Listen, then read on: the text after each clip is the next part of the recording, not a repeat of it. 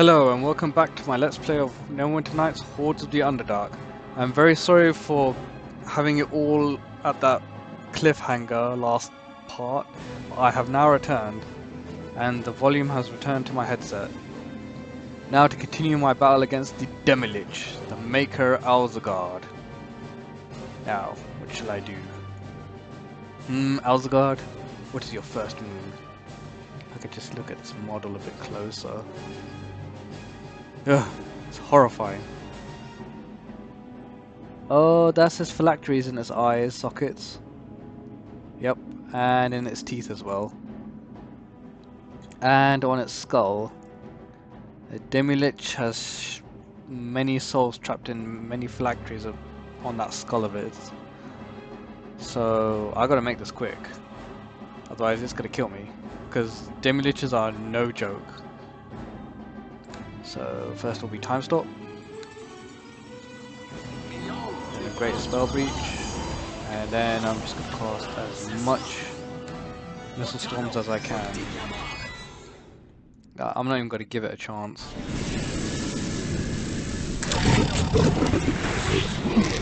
Yep, it's dead.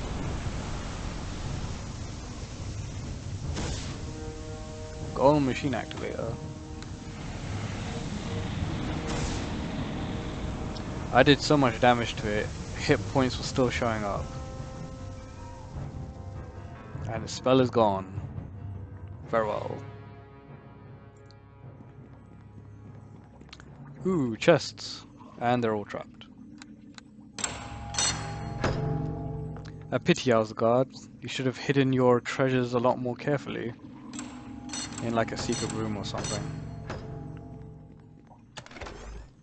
Ooh, nice staff. Potion of heal, I'll take that. A lich skull. Ooh, that's actually pretty good. But I still prefer my own helmet that I'm wearing. And epic gloves of concentration. Getting the epic level equipment now, I see. And some more potions.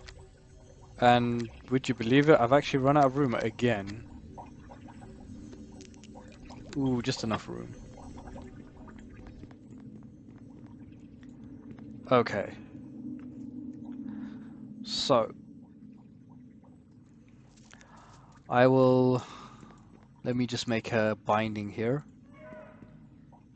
1 second. If I could just get it perfectly.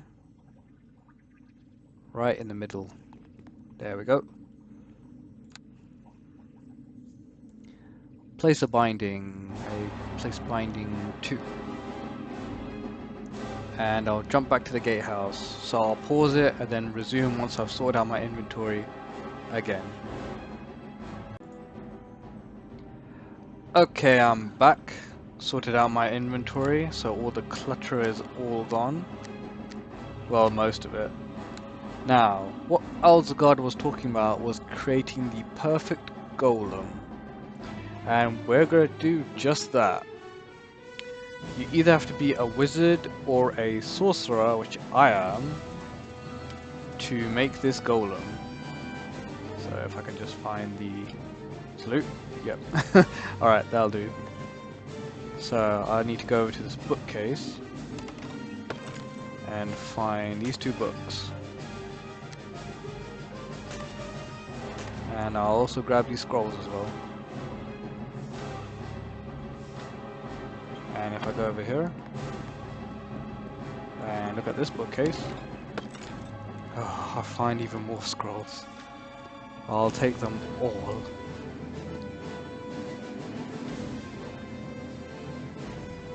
Give them all to me.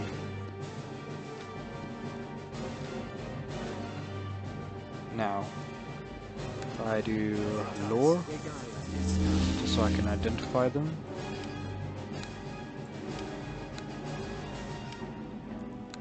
Do any more need to be identified? This one. And that's it. Now, let's read those books. The Guardian Guide. This work appears to detail the maker's efforts to create a single perfect golem. Most of the volume describes failed experiments, interspread with ramblings that demonstrate Alzgard's downward spiral into complete insanity. However, the final passage reveals an important breakthrough. It is all clear to me now. I must construct my greatest success from my previous failures. First, I must gather 6 pieces from destroyed golems, 2 legs, 2 arms, a torso and a head, which I have. Then, I can unlock the golem construction machine by targeting it with the activator, okay? Once open, I can then place the pieces inside along with the controlling amulet. Okay. This will activate the spell conduits so that I can cast my enchantments on them, giving my creation powers and abilities far beyond any other golem, as described in my previous work, Magics of Golem Enchantment, which we will read next. When the process is complete, I can then retrieve the controlling amulet and use it to summon my perfect being. The enchantments and powerful arcane spells needed for this delicate process could only be channeled by the most powerful wielders of arcane sorcery, namely me. However, I trust that even my apprentices would be able to follow these instructions. Okay, it's nice that you left notes for me to follow. Okay, when constructing golems, it is important not to forget the importance of adding enchantments through enhancements. Enchantments through enchantments. Enhancements through enchantments, yeah, that was right. The easiest way to accomplish this is to include spell conduits on the golem creation machine. These conduits can be filled with the appropriate spells. It is important to remember that the effects of the spells can be altered during the creation process, often producing an unexpected result when they are passed through the spell conduit. Okay, for example, Greater Spell Mantle will improve a golem's resistance to magic. Big Beast Crushing Hand increases a golem's strength. Greater Sanctuary provides more protection against physical attacks. Time Stop grants the golem improved regeneration.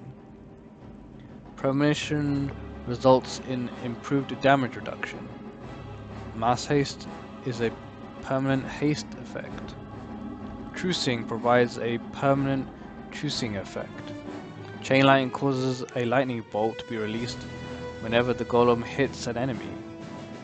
Mordenkainen's Destruction gives the golem the ability to dispel magic each time it hits an opponent. Okay, by placing these spells in the respective conduits, a golem's attributes and abilities can be customized to the creator's exact specifications. Okay. So, golem factor, grab that controlling amulet, and then, alright, I need to put these back into my inventory. Let's put them in empty space. There.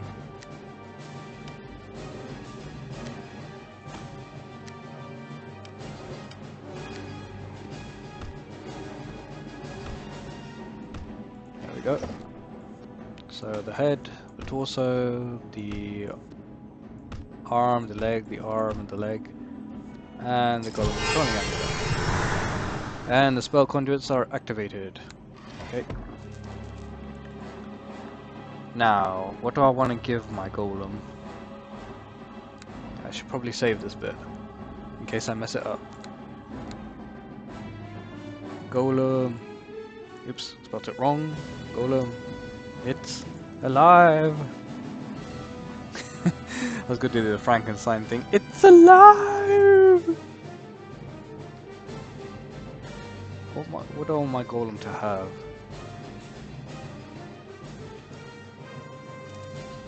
Okay, let's think about this. I want my golem to be fast, so it has to have haste. So that's a must. Time stop, so it gives it regeneration, so I don't have to keep healing it. Spell mantle, so it has permanent magic resistance to everything. And the last one will be what? I either want to give it physical damage reduction, so it's immune to both spells and physical attacks. Or I could give it chain lightning. It provides a lightning bolt to be released whenever the golem hits an enemy. Do I want it to be completely immune to everything, or do I want it to have a lightning attack? I don't want it to have increased strength. Golems already have a ridiculous amount of strength as it is.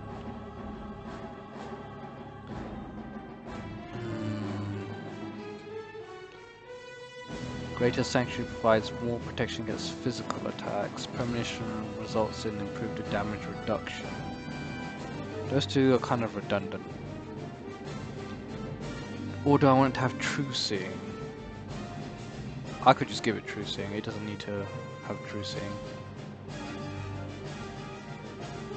Alright, I'm gonna give it Lightning. So, Haste, Time Stop, Greater Spell Mantle, and Chain Lightning. Okay. So, where's Haste? Where is Haste? I swear it should be there.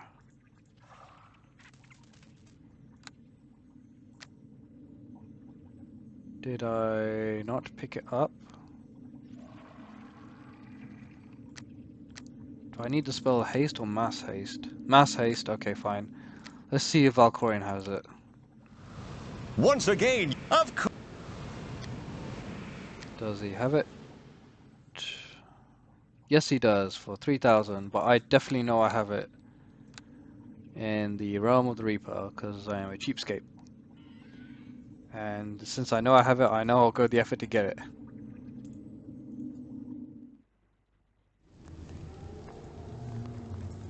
Because haste is amazing. Reach my hands into the icy pool and bring out that haste. If I can find it. Ooh, there it is. I knew I had it. So what was the binding? I think it was 2.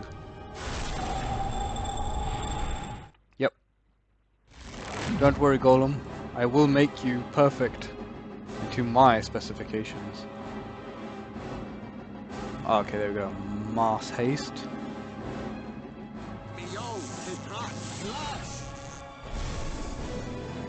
And then the next one was Greater Spell Mantle for the maximum amount of spell resistance.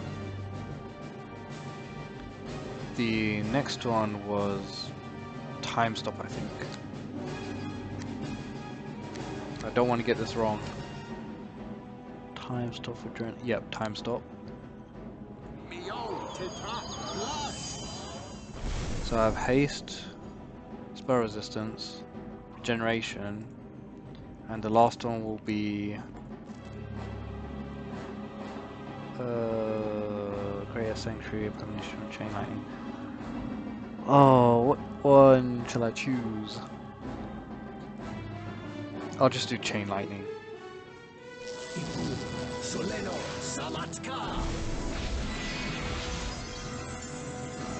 And here is my Golem.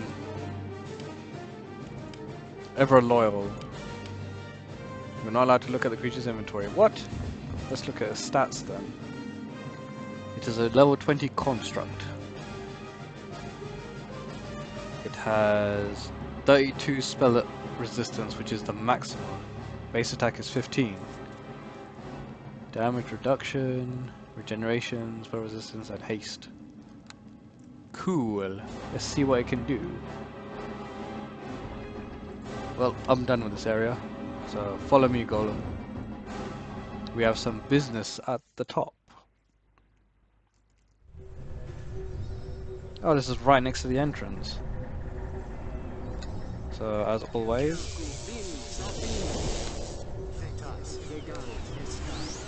invisibility is it's not worth a damn in this game.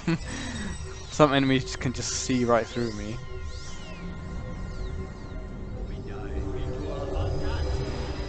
And I'll give my golem true seeing. There you go. Activate floor level. And let's go up top. Shall we?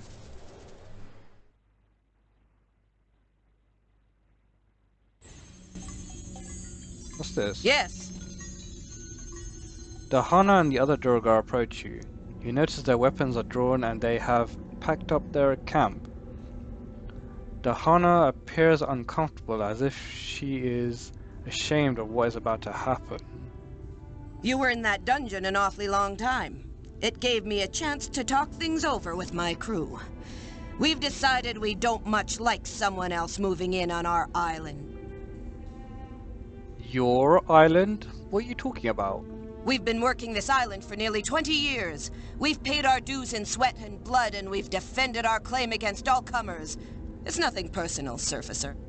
I take it pretty personally when you point weapons at me. We need that salvage from the Maker's lab to earn our living. We can't just let you walk off with your pick of the best stuff. We were here first. By rights, we deserve a share of anything you found. They have me surrounded. Yep, they have me surrounded. I think I see where this is going. If you give us 10,000 gold pieces, we'll let you go on your way without any trouble. If not, we'll take what's rightfully ours by force. 10,000 is a lot of gold, which I don't really much care for. I mean, I've got 200,000 over. Moral dilemma. Since I want to be a goody two-shoes, but I'm being threatened with a sword to my throat. Should I give the Hana the 10,000 to help support these Durgar? Should I persuade her and only give her 1,000?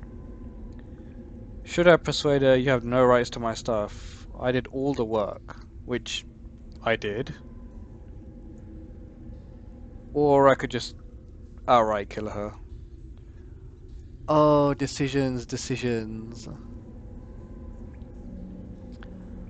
Right, there are 6 options here. And I just so happen to have a 6-sided dice.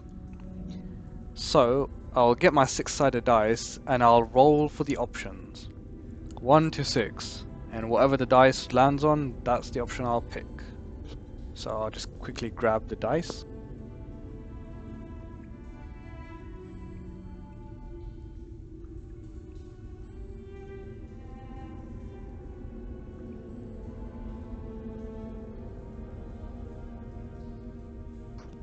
Just need to get out of this bag of mine. Is it in this bag?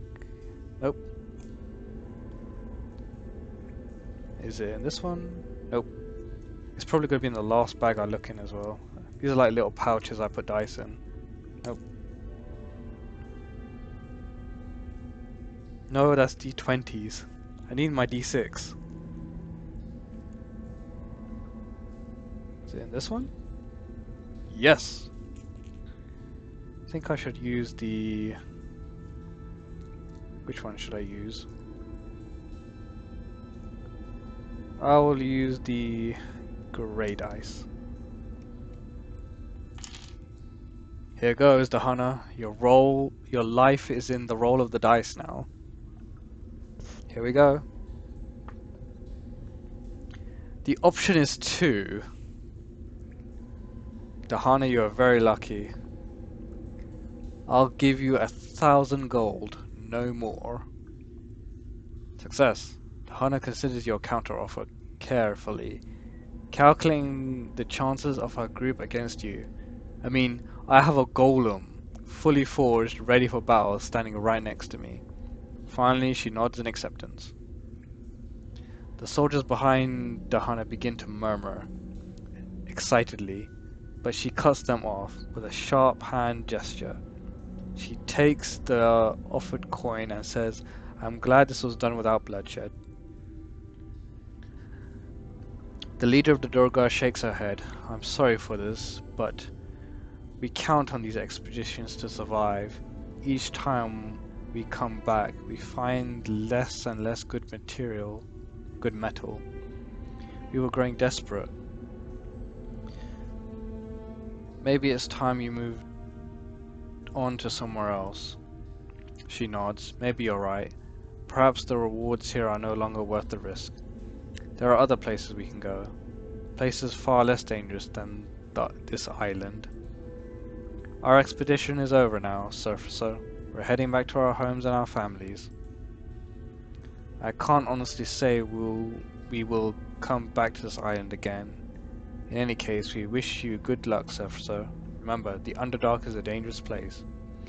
Yeah, for you that is. If that D6 rolled on a 6 or any other number, I definitely would have ended your lives. But you guys have families too, I guess. And so the dice decided I give you some gold and send you on your way. Oh, and I got 500 experience. I think if I outright killed them, I wouldn't get as much experience, but this option gives me 500, which I'm fine with. I'm fine with that. Now, Golem, let us travel back to the camp of the seer. And oh no, they packed up their stuff. That means I don't get my merchant to sell stuff. Oh man, that's a shame. Right, what was I looking at? I know I was looking at something. I'll probably remember later. Oh right, how many rogue stones I have left? I have 1 rogue stone left. Cavalis. Welcome. I need passage across the river. No, I'll be going. No, yeah, wait, I need passage across the river. Take me back to the Sis camp.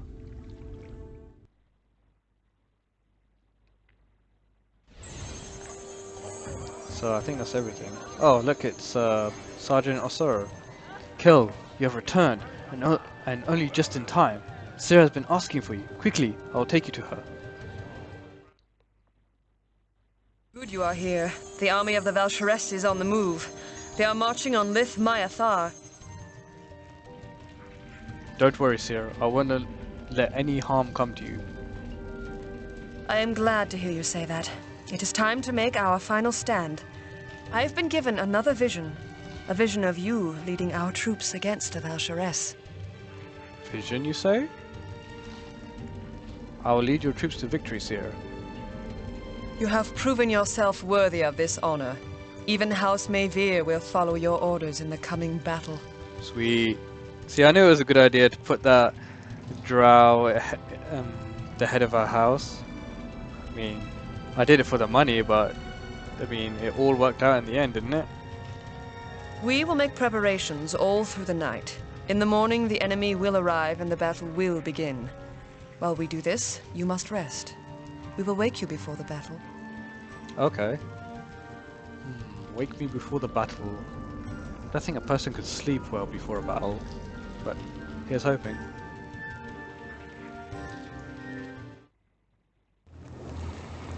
Vendui, Surfacer, I greet you. Are you aware of who I am? Let's see, a ghostly figure surrounded by flaming statues. And it's not what I call... Isn't that what I call a nightmare?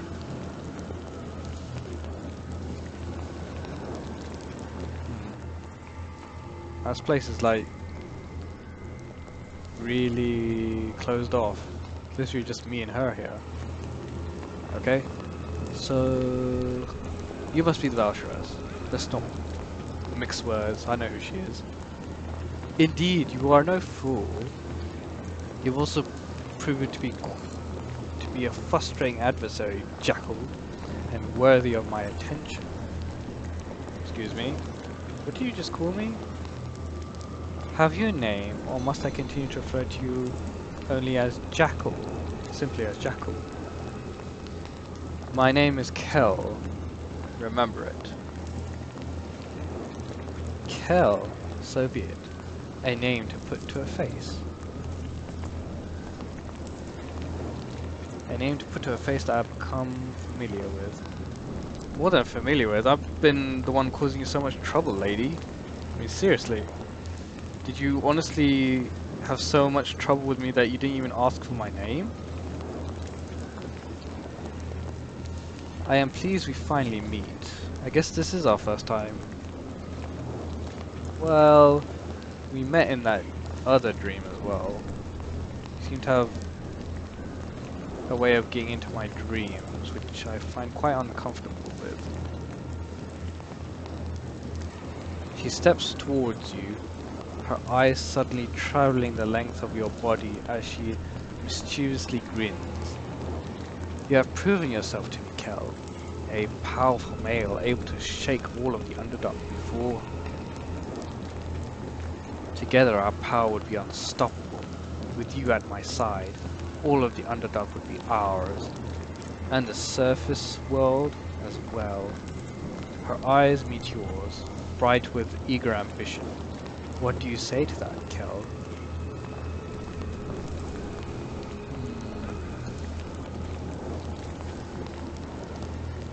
I'd rather you were at my side. She laughs heartedly. I see that an alliance with you would be most stimulating, Kel Morgan. You wish to be on top, as do I. I respect that. She leans in close, and you can smell an exotic dusky perfume. Ooh, I don't really like perfume that much. It really annoys me. It gets up my nostrils and I don't like the smell. We have much that we could teach each other, Kel Morgan. There are many reasons for us to join forces, and the rewards are limitless.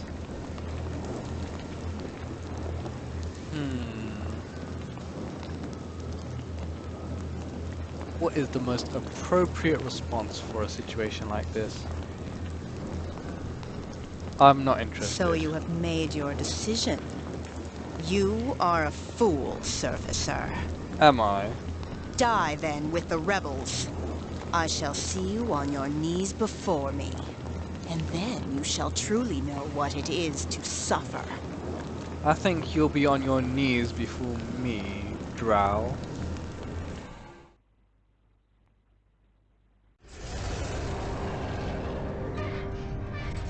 Oh wow, too close. This is Commander Imloth. I have sent this wisp to act as my eyes and ears for the coming battle and to allow me to communicate with you. As the battle progresses, I'll report to you any happenings on the battlefield that you need to be aware of so you can direct the troops as you see fit. Okay. How do I direct the troops? Your troops are blah blah blah. Blah blah blah blah. Any ideas? Yep. Okay, very well. So, right here, this guy from the Battle Herald, which is Imloth, is counting down the timer, which I need to set up the battlements. So I shall type this as battle, because I like to replay this battle a couple of times. And what I'll do is this battle is cut into two parts, one taking place here and one at the Seers camp. These battle golems would be useful, but I'm sending them back to the Seers camp. Whereas Laveria. Hi! Hello. I want you to please return to the city core and protect the Seer. I would send more forces back because I could pretty much take all of this down myself. The Shield Guardian will remain at my side at all times. And as for everything else, I think I should have the... Oh, they have Drow Reloaders up there. Is it just one though? Okay. Hello there. So, I need you to heal those in the courtyard. Hello there. Heal those in the courtyard. I greet you. I want you in the right outer tower. No, no wait, come back. Not the right outer tower, the right inner tower. Oh, nuts. There we go. Well met. Courtyard. I greet you. The left inner tower. So I have one here and one guy's there and everyone else in the... Well, you know, okay. And there's lots of alchemist fire cakes here. So pick them up. Pick them up. Shame they don't give you much time, because I want to lay these right by the door. Ugh. This is too much to carry. Serious? Too much for me to carry? Alright, put them... Yeah, just start dumping them here.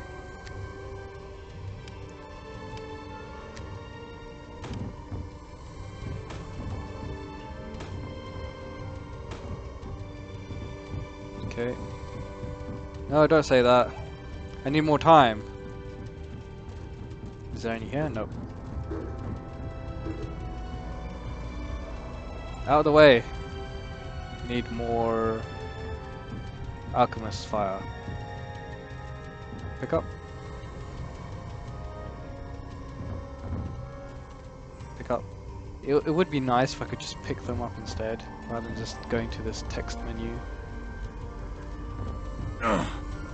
This is too much to carry. I can make it. I can make it.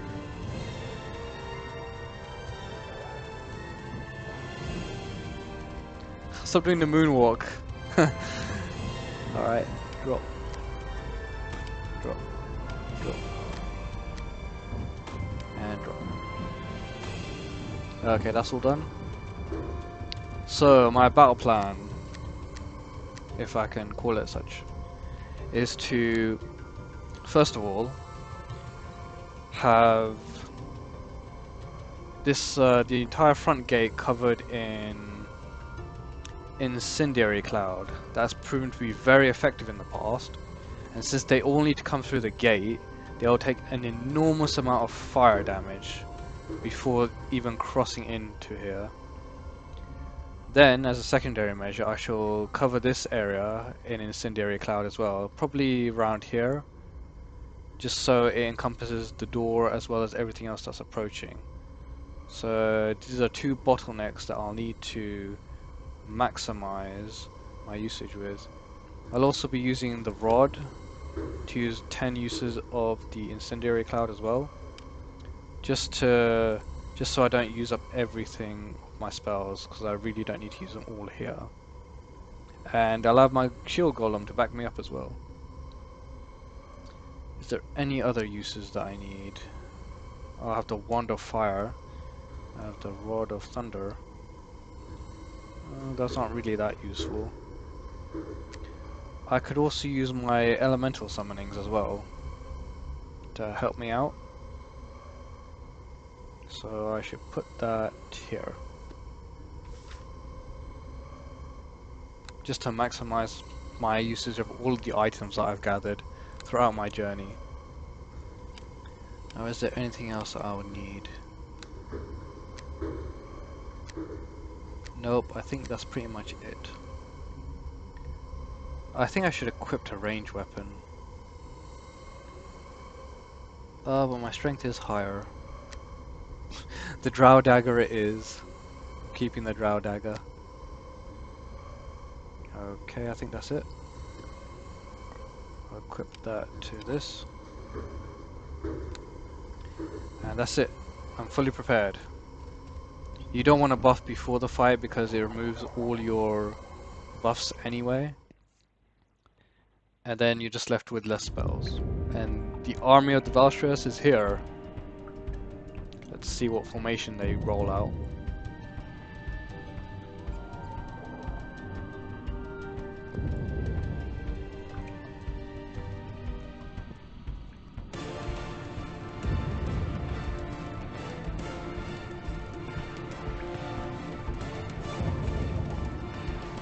first of you that breaks, I'll slay myself. How inspirational. Really bringing home that moral enforcement.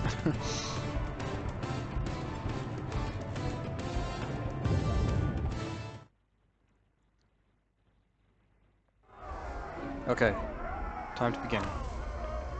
So, first I'll do time stop. Then I shall cast all of my uses of Incendiary Cloud.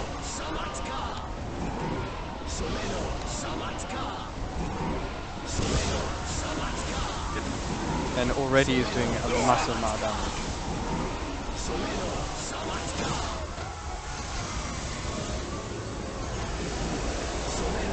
And now I shall buff.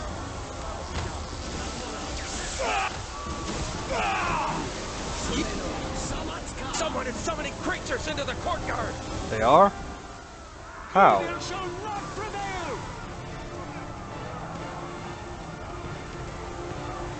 It's a pit fiend. How could they? Come on. There we go. Go, Shield Guardian, attack! And I shall also use Big B's Crushing Hand. Keep it there. Aha! Got grappled there.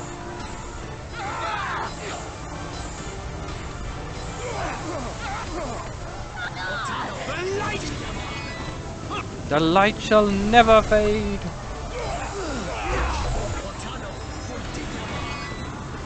And ignite the Alchemist's fire. Oh wow, I killed it.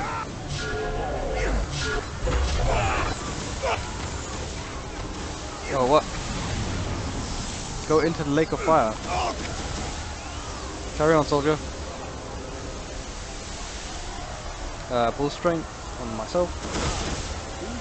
Like, yeah, just everyone, come for me.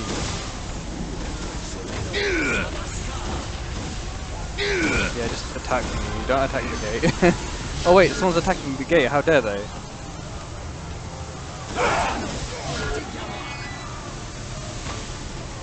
Oh crap! What the hell? Baylor? A Baylor Baron at that. No, you don't. Stop right there.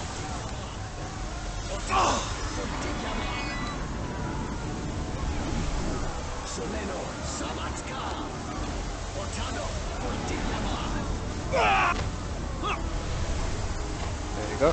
Have a taste of this! I will not allow any pass. Wait, did they just destroy my golem? They destroyed my golem! Oh man! I wanted that golem. Oh well. Wait, what? No! We have won the battle, but the war is far from over. The Drow found a way to cross the Dark River and attack through the Lith-Myathar's port. What? They're attacking the city core. The seer is in danger. You must go there at once. Okay.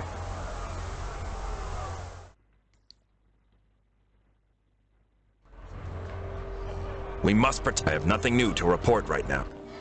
Did you hear that?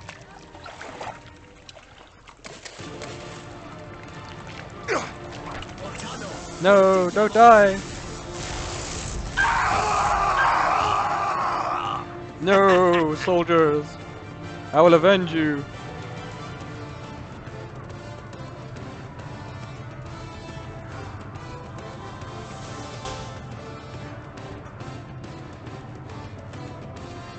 Why don't I keep my buffs? Alright, never mind. What? And I lost my... Oh man, I lost my summoning as well.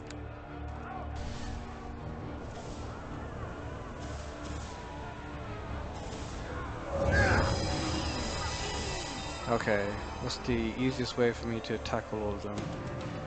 And I have no more uses of hard wilting. Fantastic. So I think I'll just use a lot of Ice Storm. I think 3 uses should be enough. While I buff myself. Evil shall not prevail!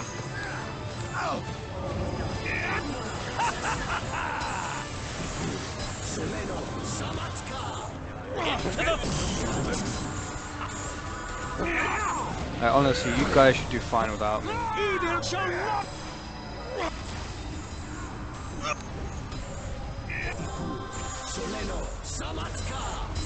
I will not.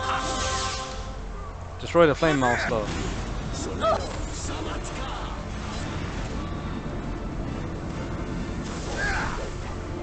What? There's still more?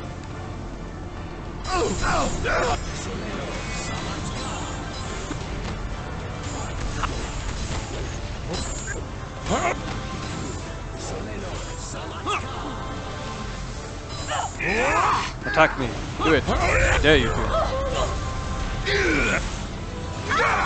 No healing allowed. Win this fight. Lightning strike. Your life!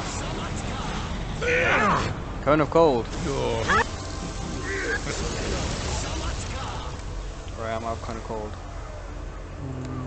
Delayed fire blast. Kick you in the ass!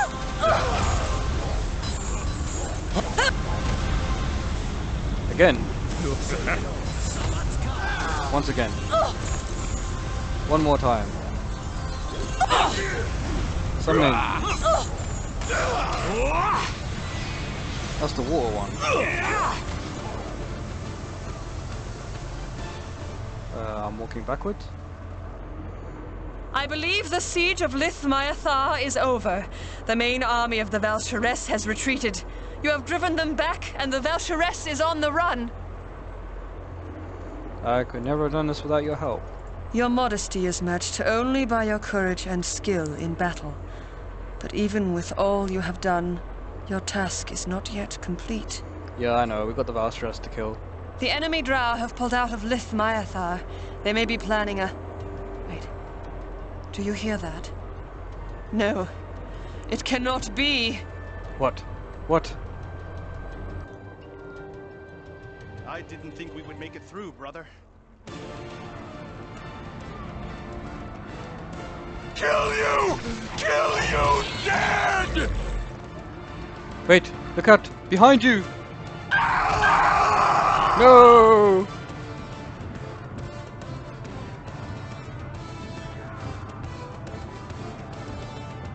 Oh, it's the Illithids. Alright, they've come for some revenge, have they? Don't worry, I'll sort them out. That's if I didn't lose my summoning! Rats. Black Sword of Disaster. Go do your thing. I will not fail! Fireballs. Fireballs. Why does that keep happening? Evil shall not prevail! Right, okay. Protection from evil. Run, run, run. Alright, I'm protected from mind affecting spells now. So I just need to keep wailing on that mind flash.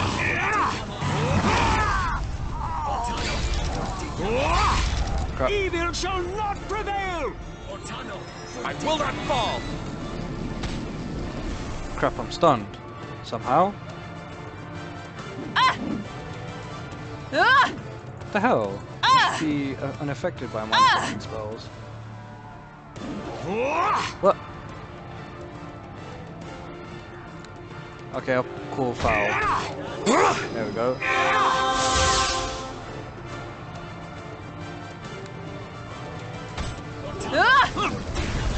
Alright, it's immune to spells of that level.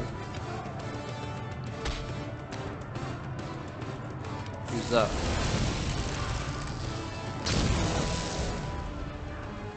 I'm immune. What the hell, man? Right, flame arrow. And I'll do a horrid wilting.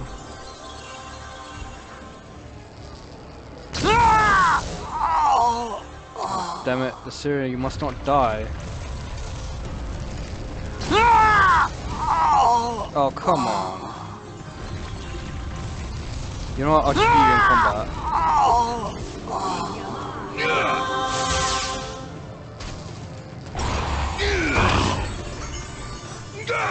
Like literally, this Seer is the only one that needs to live. If she dies, that's it. Where's my greatest spell breach? There it is.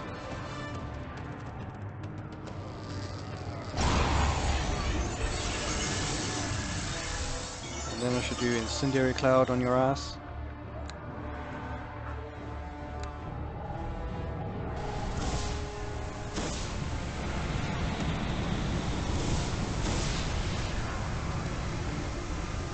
Is the spell not high enough leveled?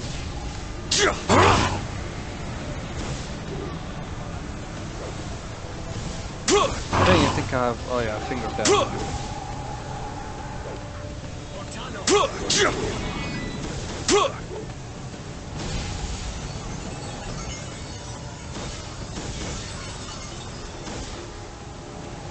Right, Black Sword Disaster. Come on. Do your thing. Finally. What the hell?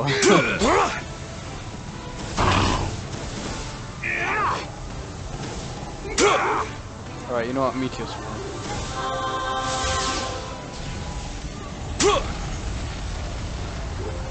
Oh, right, it's right next to it, dang it.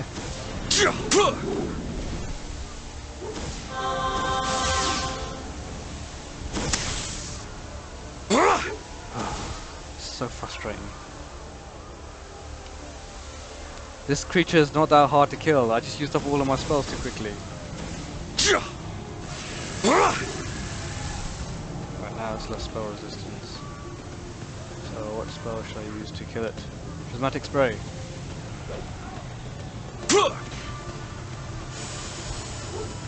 Spell resisted. Scrolls are useless. Is it in combat yet? Apparently not.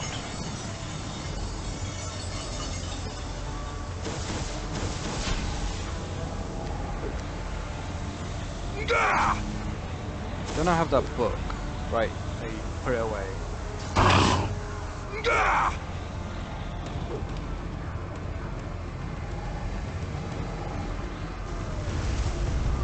Alright, I'm just gonna keep using this.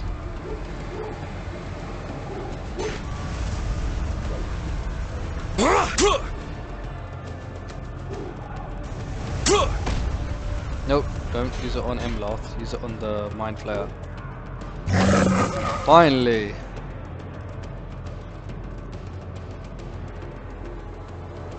Yet again you have proven yourself, and once more you have shown the vision of Trey to be true. None of the Valsharess's forces can stand against you. I'm just sorry it took so damn long. It shouldn't have taken that long. I need to be more conservative with my spells. We must press our advantage before the enemy has time to recover from this defeat. You must lead our forces against the stronghold of the Valsharess and end her evil, once and for all. I can do that. And it's also unfair that each section, it takes away your buffs as well.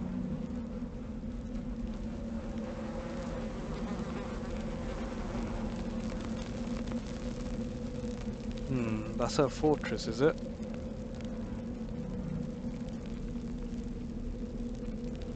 The battle goes well, my friend. With your help, we have been victorious thus far. It is not over yet, however. The Valsharess's fortress lies ahead. We must find a way to storm it if we are to end her tyranny once and for all. Wait, what's happening to me? Gone? Where am I? No, this cannot be!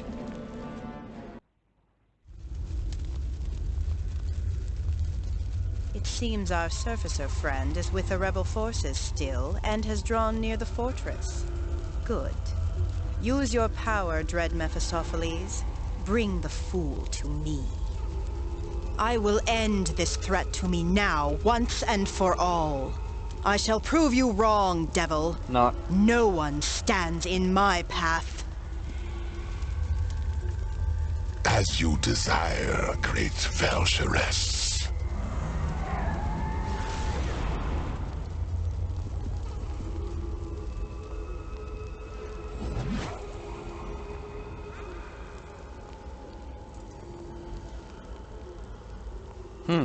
So we meet again, foolish one. This time in the flesh. You are a fool to bring me this close enough to kill you. Am I? Perhaps so, though you are certainly in no position to kill me, or anyone for that matter. You are now my guest, and my prisoner. You are the fool now. Time for you to die. Such bluster! What a glorious male you are. You should have taken my offer when you had the chance. We would have been magnificent together. By all means, then. Come, kill me if you dare. Have at thee. Oh. Do you see? The archdevil Mephistopheles has caged you with his power.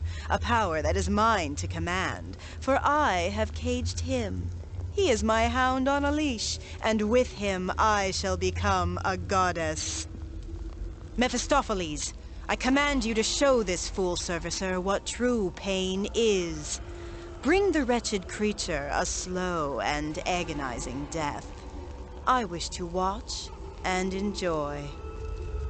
I shall not do as you desire, great Valsharess. What a shot. Instead, I shall slay your precious red sisters. I approve of that.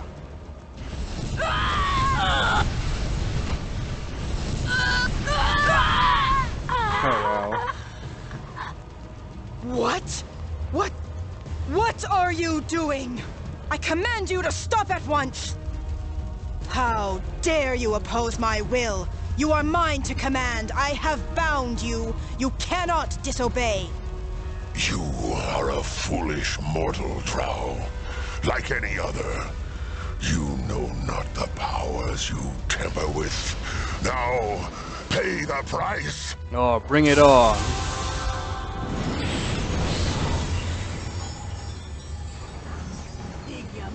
Oh, no, you don't. I'm going to cheese this fight so hard.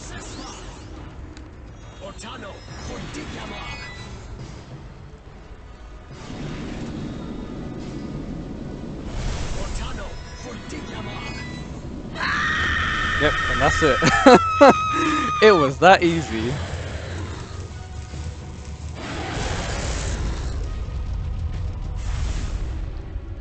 I killed her so much so hard that the numbers are still appearing as we go through the cutscene. And so she is dead. You have done well, mortal. I thought you were bound to do her bidding. Indeed I was. But there are rules, and even older rules that I must obey, all of which supersede the bindings the fool Drow placed me under. Not that she knew of this. Of course not. She may have summoned me, but to command me to slay one who is an extension of myself, that was beyond her power. A pity. An extension of yourself? That would be you, mortal. Ever since you found my relic within the plane of shadow, you have been bound to me as it has been bound to you. A most fortuitous event in my eyes. You mean the relic of the Reaper? Is that what you call it? The relic is a piece of my own flesh, meant for the leader of my priesthood on this plane. But obviously, it was destined to be found by you instead.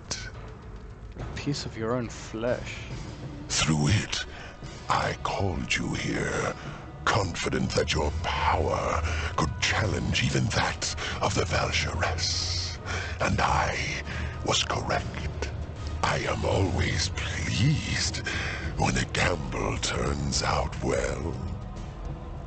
There is no way you could have planned this. Planned to get summoned and bound by a lowly Drow? No, of course not. Think of yourself as an unexpected resource I had available to me. and I used you to free myself from this wretched slavery. So it was by accident that you were summoned here. Right. I still wish I knew the method that the Drow Valsharess used to summon you. And unfortunately, I don't think I'm going to be able to collect her remains either.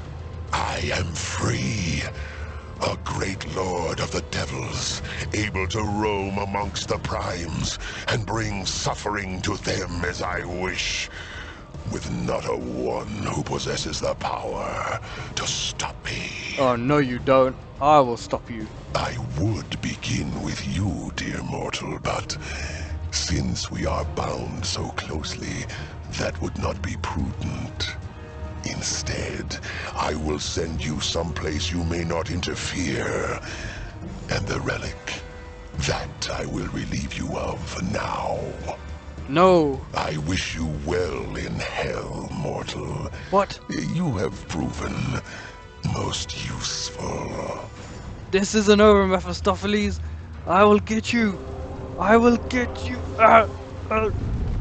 No!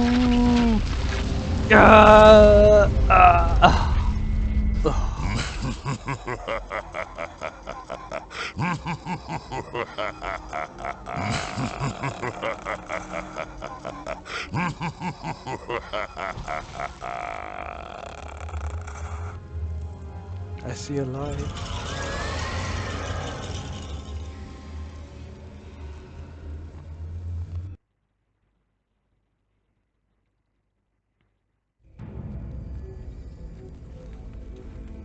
So, what a shocker. Kind of gobsmacked. Reaper, help me get back. Hail the dead.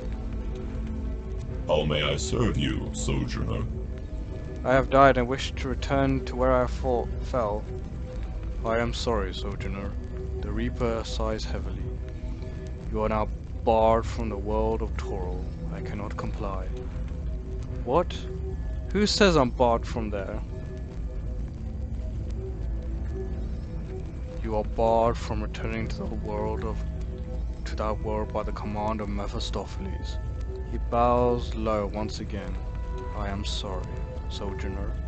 It is Mephistopheles who rules here, and so he commands me. So you're working for Mephistopheles all along?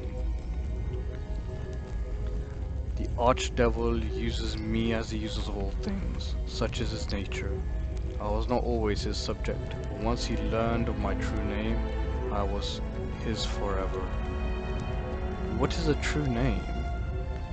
All beings have a true name. That is the definition of their personal essence, their very existence.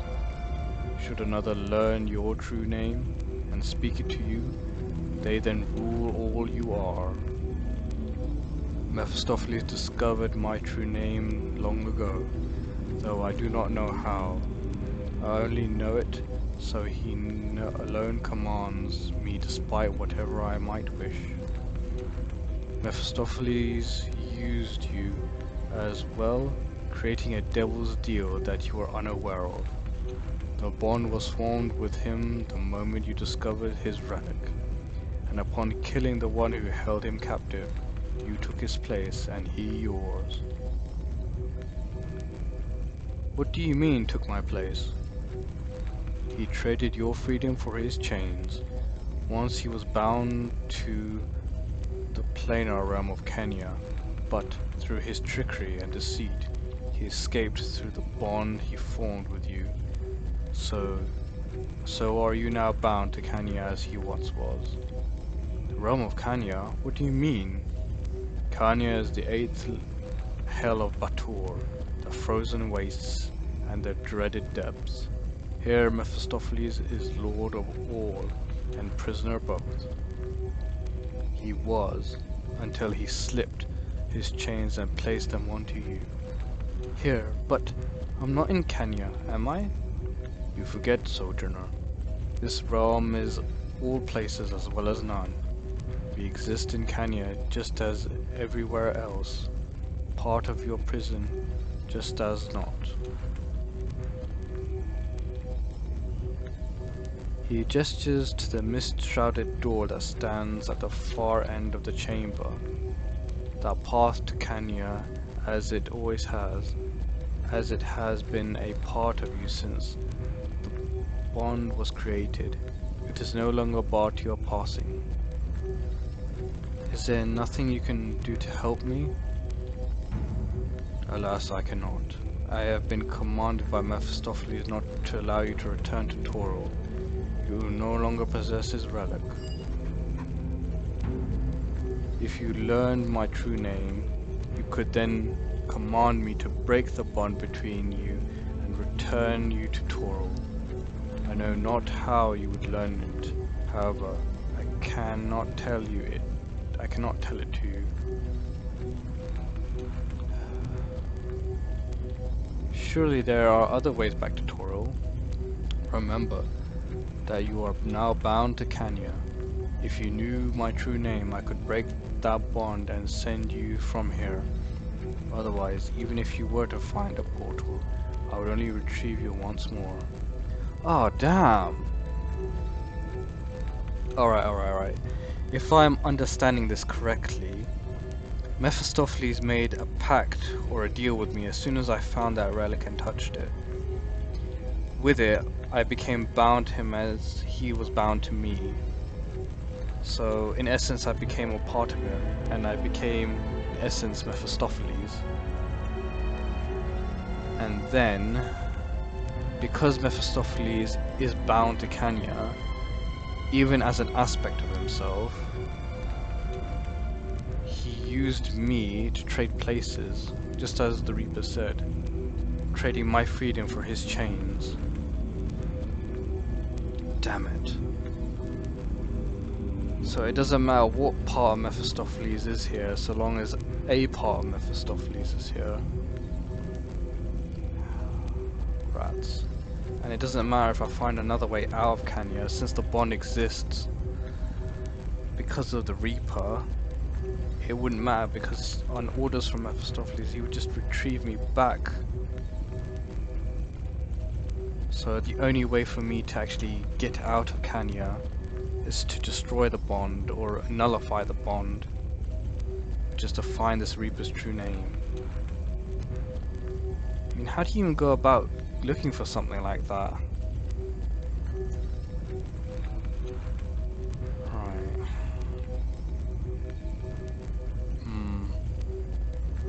How could I discover your true name? This I do not know. I cannot provide it to you willingly, Sojourner, and I have no knowledge of how Mephistopheles discovered it. If you did learn it, however, then you would be free.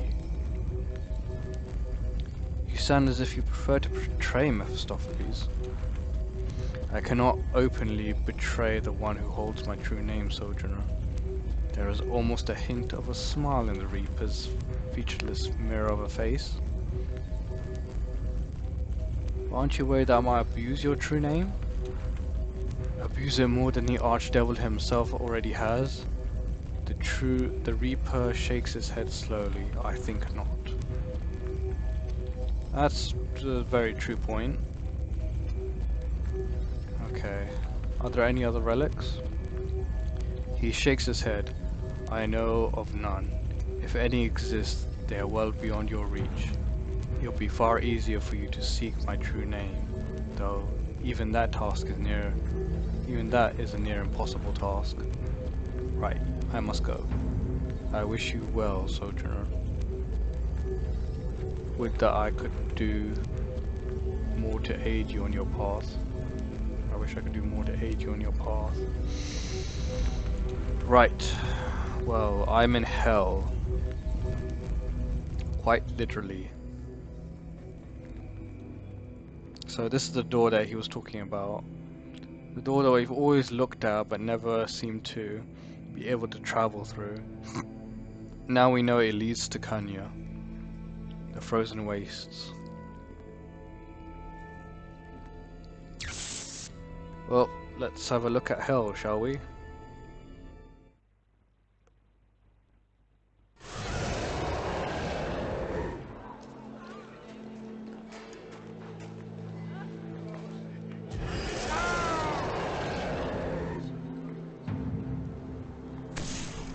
What's that? A spirit devoured? What the hell? What's going on here? A sad-faced shimmering from coalescence before you.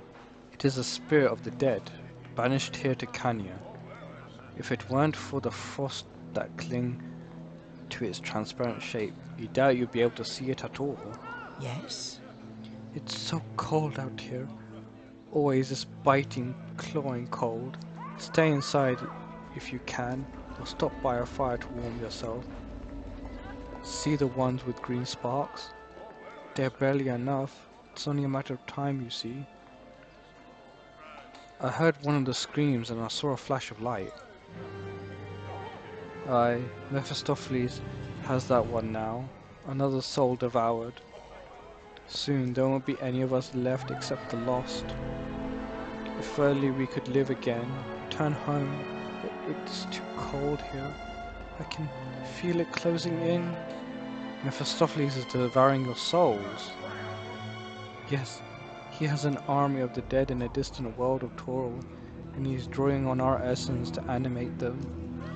He's devoured so many of us as it is, and still he needs more.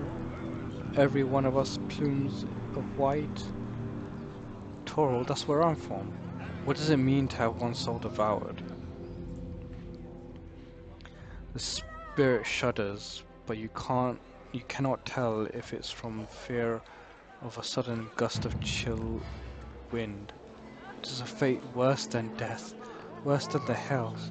To have one soul devoured is to become nothing at all. Is there any way to stop the devouring? One tried. She was the boldest among us, the one most full of life. She confronted Mephistopheles, and in his anger, he did something to her. It is only a matter of time before she joins the lost. Who are the lost? The lost the lost souls are spirits who no longer yearn for life. They are the ones who have given up. The ice consumes them, and they are absorbed into the very essence of despair that forms Kanya, the plane of Kanya. Here is where the scrivener has etched the names of the lost into the ice, that they may be remembered. Here, by the gates of Kanya, where the spirits lose hope, they will ever be able to return home. Scrivener, who's that? I'm not really sure if it's a who or a what.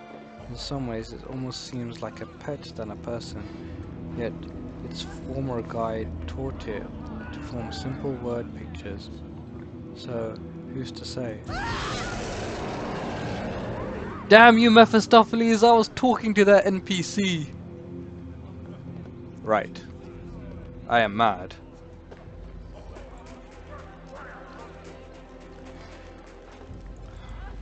Dang. Whenever you picture hell, you think like fire and smoldering and brimstone, but I find this is much worse. Cold. Alright, so what's this place? This place is the quarry office.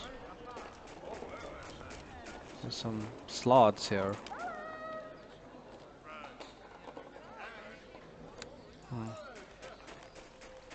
White slots. And a crystal.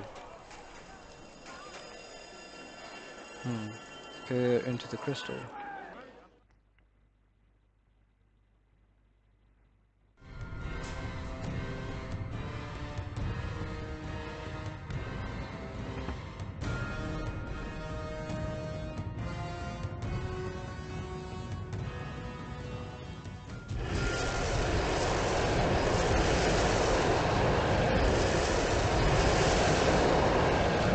That's so not fair. I killed all of them and you're just bringing them back. Oops, he heard me.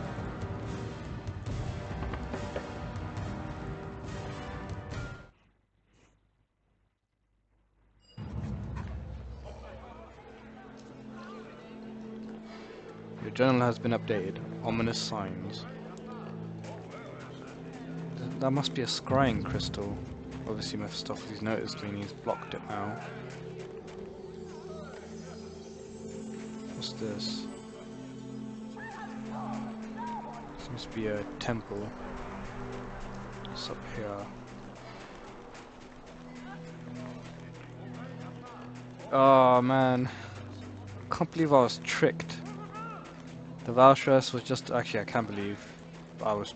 Well, I could believe that the Valsharess was tricked, but I couldn't believe that I was. And the fact that I was part of a devil's deal without even knowing about it. I mean, there should have been signs. Shouldn't there? Could there? Really? I think I'll start at the quarry office and work my way down.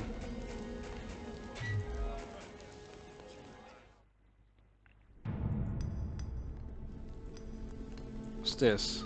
The Garul, the quarry boss. Pike off! Pike off? Pike off! Can't you see I'm busy here? Quarry Grinder 5 just went down. Bloody incompetent filth puppets. This story's closed until I figure out what in the nine hells is going on. This guy talks in such a way that it really does compel you to like draw your dagger towards him to attack. But I will sheath it for now.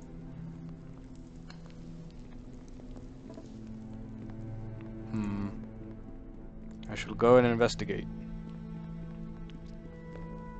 I mean, I don't really have any quarry with any of these devils or demons. Piffine is a devil. Yeah, devil. Okay. The demons come from the abyss, so all of these are devils. So, just need to look something up quickly. Okay.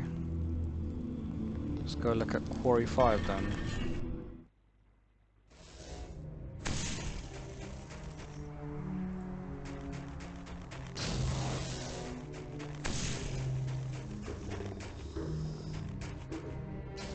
Lazy the Quarry Imp.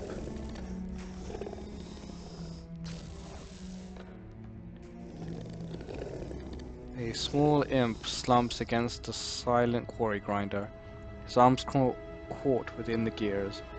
Despite this, he seems infinitely comfortable, a huge smile playing across his face as he snores contentedly. Feed the imp through the grinder. Dismantle the grinder and free the imp. Wake the imp. No. No, I don't want to get back to work. Please, Master Gruel, anything but more work. God. The imp wakes up with a sudden, frightening flap of his wings, but his entangled arm returns him quickly to the ground. Talk to the imp. Nothing going on here. Don't mind me. I'll have Quarry Grinder 5 up and running in no time, I promise. The grinder had better be fixed soon or Gruel will be angry. Definitely. Absolutely. Not a problem. It'll be just dandy. You have my word on that. I'm just getting a feel for what's going on down there. It's all under control. I don't think so. Wake the imp. Talk to. It fell back asleep again. Your hand is stuck in the grinder. Ow! Eek! Do you have to remind me? I'm fine as long as I don't think about it. Yeah. As for how I got stuck, I just sort of put my hand in it on purpose. Ish. Ouch. I think I'm going to faint. You put your hand in the grinder on purpose? Yes. Well, it seems like a fine idea at the time. I was really quite sick and tired of all the quarry work, you see. I thought if I just stuck my hand in there, I might get a moment's rest. It was quite nice, really. Okay, look at the grinder. Quarry Grinder 5 squeals and rattles like a pained beast. Something is clearly wrong with it. You suspect it has something to do with the fact that the hand of a nearby imp is wedged between his gears. Alright, so that requires dexterity. How much dexterity do I have? I have 18. I'll quick save, just in case. And if memory serves me, I have a belt. I have 22 dexterity.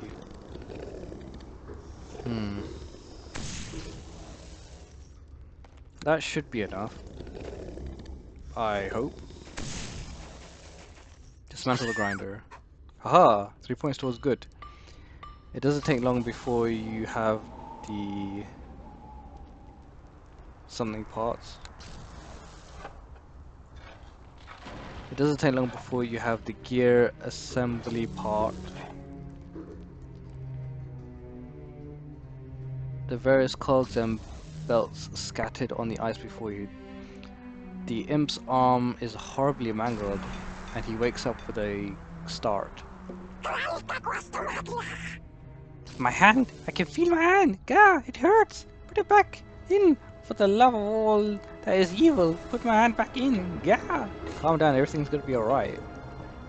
That's easy for you to say, you don't have to go back to work. Your arm is mangled, you can't work like that. Wait, you're right. I can't go back to work like this. I've just been away. I'm a genius. Sloth has set me free. Now I can live a life of one-armed luxury. No more pickaxes, no more knives. Okay, goodbye. Yes, of course. Don't forget to put the grinder back together. Mind you, I don't think Gruul will be pleased with the look of that. With that, the imp flies off rather erratically, nursing his shattered arm. Okay. Intelligence. I have just a thing for that. So put that there, put this there. I'll take off the protection ring, put that one. How high is my intelligence? It's 24. I am pretty damn smart. Aha! The assembly fits together in a fairly logical fashion. You snap the last belt into place and the quarry grinder 5 hums into action. Good as new.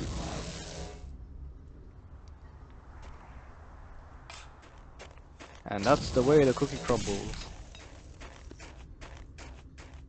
So I'll take off the rings. I should probably put the... Do I have a cold resistance ring? I do not. So I'm just gonna have to keep taking damage.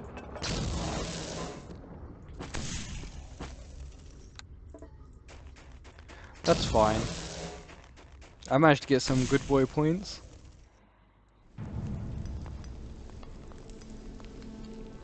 I wonder if I raised my intelligence so high, would I be able to figure out a way to do certain things. I mean, I managed to fix the quarry grinder with no problems. So, Gruul, I fixed the quarry grinder 5. Pike off! I suppose you're expecting a thank you card, aren't you? Coal black pimple on a glabrazoo, now pike off! Why are you always so foul-mouthed? Why are you always so damn polite? Honestly, that bile you're spewing gets right under my skin and just eats away. Gah! See that? Just the thought of it is making me twitch. Do you know the Reaper's true name? Hey now, true names are dangerous things. Wars have been fought over less than that. Empires have fallen. I don't know what you're looking for, and even if I did, I wouldn't give it to you, so pike off. I need to talk to you about Mephistopheles. The big M? Tall, dark, and evil? You're lucky if you ever be half as bad as he is, you snot-nosed spawn of a Rakshasa litter. He is the one who named me Quarry Boss, I'll have you know. Who is Mephistopheles anyway? Or did he ever mention a Valsharess of the Drow? Ha! Do we go for tea and play a little chess while warming our feet by the fire? Nut-brained flathead. The Big M has no time for the likes of me. Not that I don't have my ambition, mind you. But yes, now that you mention it, there were some nasty rumors about some drow she-wench in some distant world who discovered the Big M's true name. It seems too far-fetched to be true, but who knows? There is no way that the Valsharess discovered her true name. I mean, his true name. If she discovered that, then she could definitely command him with no trouble. Huh. Something that I didn't know before until recently, that true names are actually split into two parts. Now, the reason for this is not quite clear, but it's done in such a way is that your name is read, and then what you represent of that true name is read as part of the whole. So it is entirely possible that she was deliberately given half of Mephistopheles' true name to bring him to the world, but not enough to actually command him to command him to do whatever she pleased. I mean, it's pretty risky doing that, but Mephistopheles is all about risk. I mean, he even involved us in his plot. So, who is Mephistopheles anyway? Mephistopheles, Lord of Kanya, the 8th Hell, beholden to none but Asmodeus, Lord of Nessus, the 9th Hell, who is king of them all. Like me, he is of the Beta Zoo, the devil kind. What is it that he wants? Huh, what does any devil want? To slay a demon in the blood war, to sow the seed of evil and grow in power, to defeat Asmodeus and become Lord of the Ninth. All things come down to this. Okay. He named you Quarry Boss. That must be quite the honor. Honor? Honor? Honor! My great aunt Ninny's soggy bum, it's honor. This is a punishment, Burke. If the Big M had wanted to honor me, he wouldn't have put me in charge of this lot of bootlicking incompetents. Okay. Seems like anything I ask this guy, he's just like gotta retort in some foul-mouthed way. Back to my other questions. Get on with it then, you smelly tongue-wagger. All this talk is making my scales itch. Wait, I want to purchase something. I bartered the last shipment of ice for goods from the capital. Them Gith lighten their load with me, too. And then those damn fool spirits keep pawning off their heirlooms. Have a look here.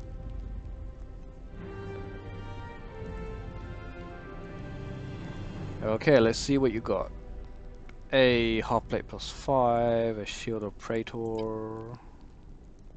Holy cow! +5 and all of that resistance. Oh, shield +6. Belt of Storm Giant strength. Holy cow! +10? Oh.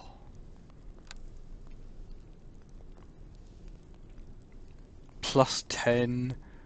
Gargoyle boots. +7. This is all endgame stuff. This has to be.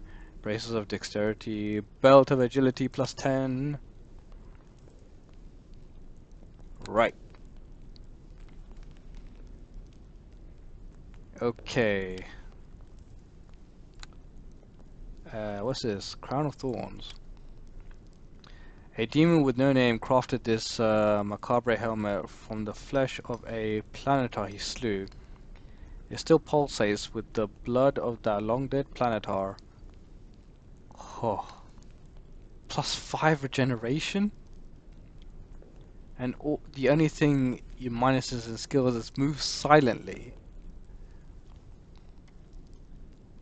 Oh.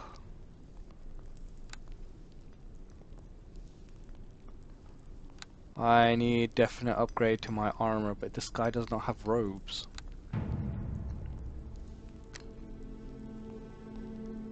Oh man, his weapon selection is gonna be off the charts.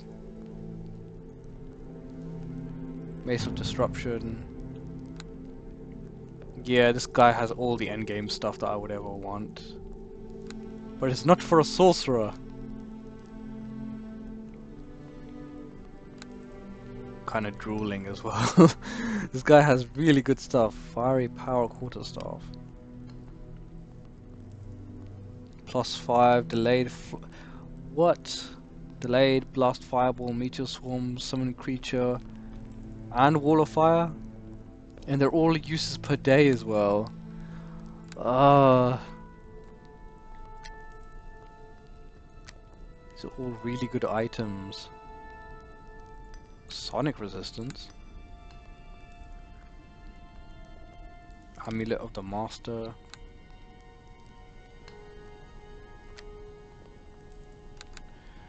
Right. Okay, I need money. I am very poor. For an adventurer, very, very poor.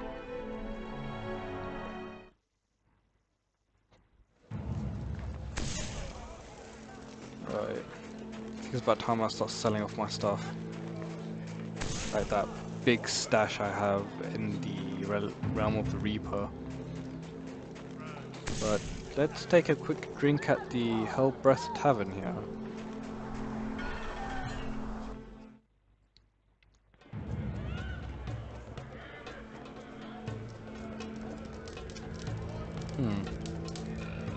Arden Swift.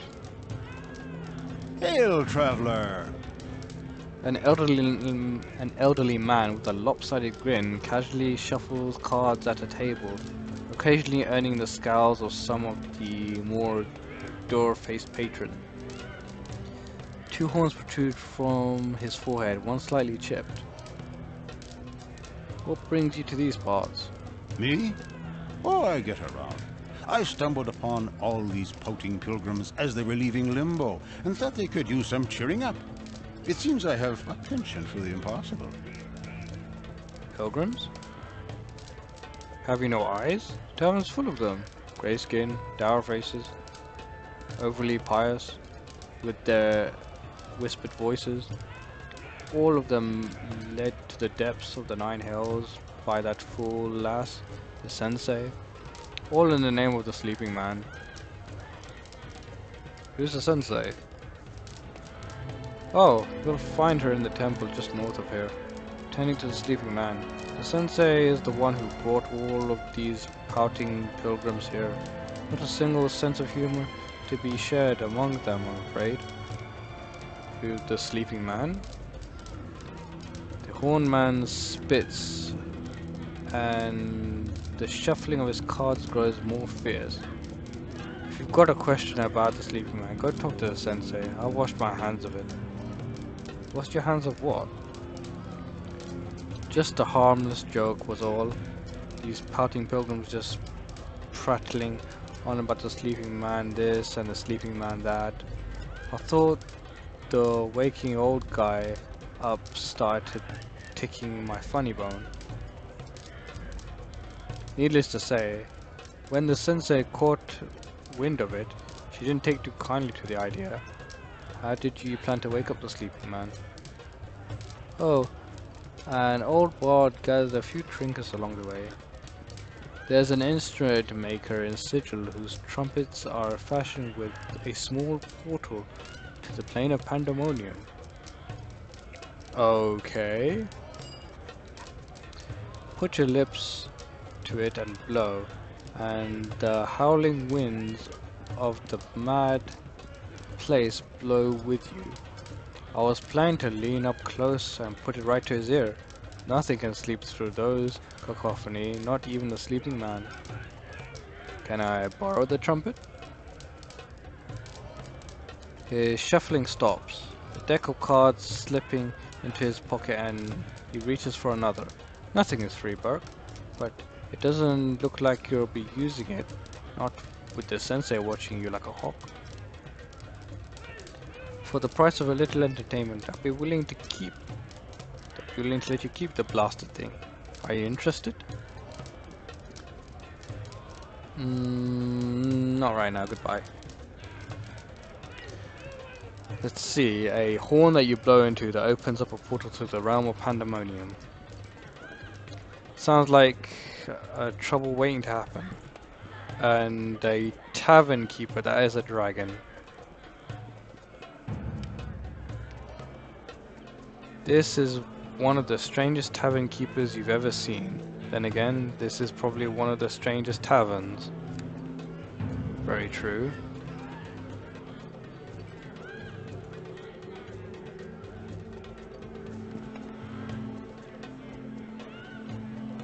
Huh. Can I view your store? Sell drinks and not much of anything else. Okay.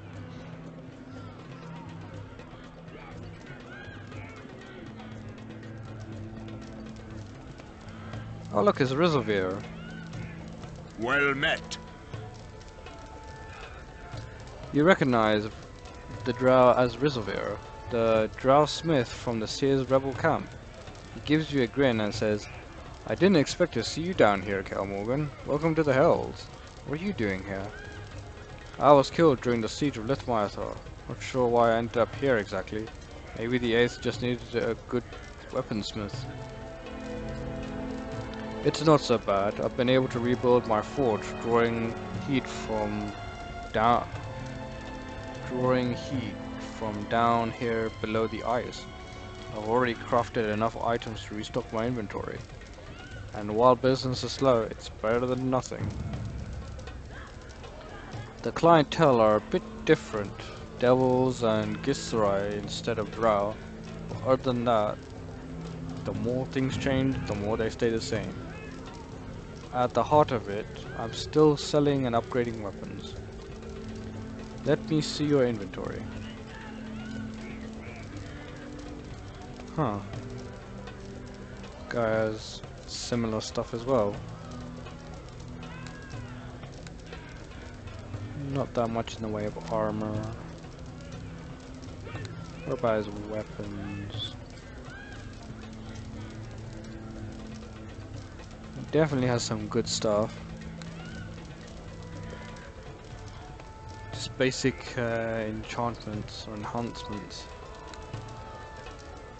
Oh. And some tridents. And a quarterstaff.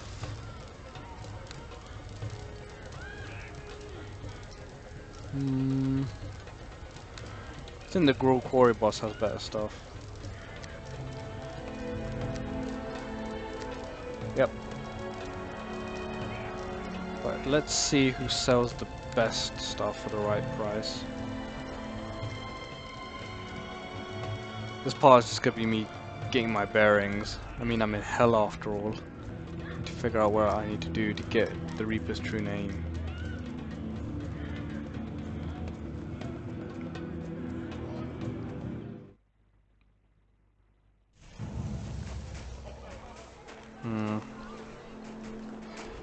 I really should figure out what I'm supposed to be doing.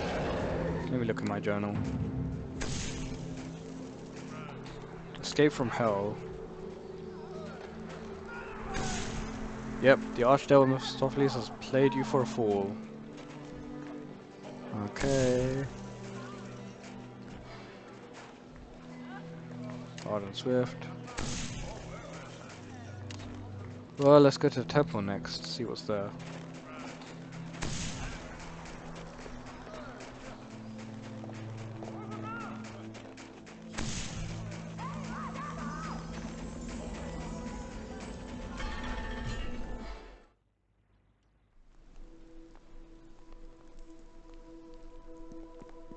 Doesn't seem to be anyone. Oh wait, there's someone over there.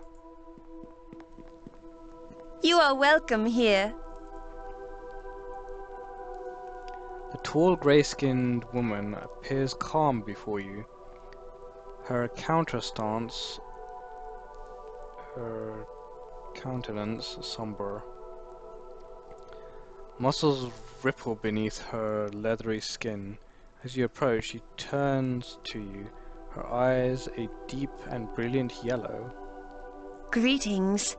Like all who struggle in this life, I knew you would come to lay your troubles at the feet of the sleeping man. How is your pilgrimage thus far? How do you know my name? The name we call ourselves are simple things, changing with the wind, and right plain upon our brows for all to read. The mystery lies with the inner name, the true name, the name written in our hearts. You read my name upon my brow? Upon your brow, in your every thought, with every working of your brain. I am a sensei of the Gistari. I have trained all my life to read surface thoughts of those before me. You're a mind reader? Of a sort. Your mind is like a vast library, and my talents let me run my fingers across the spines of many tomes. I can read their titles and guess their contents, but I can never take them down and truly read them. I see. Even with its limits, it is a gift I treasure, for this is how, title by title, spine by spine, I have come to know the secret wisdom of the sleeping man. It is through my gift I have touched his dreams. Tell me about the sleeping man. Since you have asked, I shall answer. This is the first fold mystery of the sleeping man, so remember it well. He is a celestial planetar, a creature of good, like you and like I. He is a pilgrim, traveling the plains. The first fold mystery? What's that? Before they can behold the sleeping man, new pilgrims must answer his fivefold mysteries. Who is he? From where did he come from? Why did he leave? Who did he seek? What was the answer? What is a planetar? Just as Kanya is home to many sorts of devils, there are many types of angels, ranging from the lowly Archon to the mighty Deva. Planetars, and Solars. I met a Deva as well. Where did these angels come from? From many places. Some say the angels are all around us, even here. As for where the sleeping man is from, that is the second fold mystery, and you will have to discover that yourself. Can't you just tell me? Why is he traveling the plains? I think I'm gonna have to ask someone else about this. So I'll just walk over here and look at this tome. You take a separatist glance at the tome. It appears to be some sort of a journal detailing the sleeping man's dreams. Read one of the entries. You notice the sensei returning from a meditation. Turning away from the tome, you feign a sudden interest in the nearby stonework. Right, so I guess she wants to read the tome now? Yes, this stone architecture, it's very becoming. Very nice. Just looking at the stonework here. No need to worry about me, Sensei. Let's have a look at the bookcase. Nothing? Why would you have bookcases with no books? Unless it's just an aesthetic kind of thing.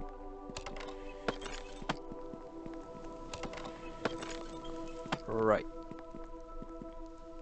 Okay. You are welcome here. Goodbye. I wonder if I turn invisible.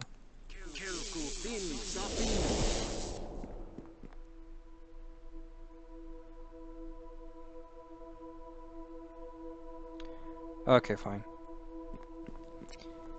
You feel the sensei's mind probing yours, judging your intent. If you wish to read this tome, you will have to do it when she's otherwise preoccupied. How do I do that? I wonder if I make it look this way. You are welcome here. Okay, and then if I read the tome... Nope.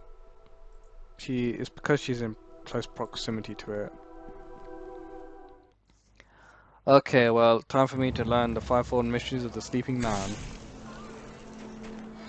My journal should keep me up to date.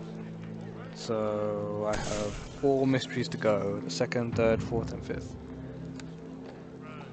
Let's ask this sullen pilgrim. Yes. I seek the answers to the fivefold mysteries. The mysteries don't bother. I'm sure the sensei made all of them up. I'm willing to bet there isn't even a sleeping man at all. What do you mean? We sold everything we owned to come on this pilgrimage. You've traveled all the way from Limbo only to end up trapped in the 8th hell of Bator for all eternity. And now that we're here, she won't even let us see him. Excuse me. Not until we've learned the fivefold mystery, she says. Well, I figured out the 3rd one, and it reads like a 3-penny fantasy novel. Just the sort of romantic notion that the sensei would dream up. Romantic? Why did he leave? Because his heart had known no love. Utter rubbish. He just created the sleeping man after the whole cloth. And what's worse, she's become hopelessly smitten with the character she's created. Okay, so that's the 3rd mystery answered. Let me ask the spirit. Yes? Seek the fivefold mystery is just a sleeping man. In his own way, he is dead. Like us.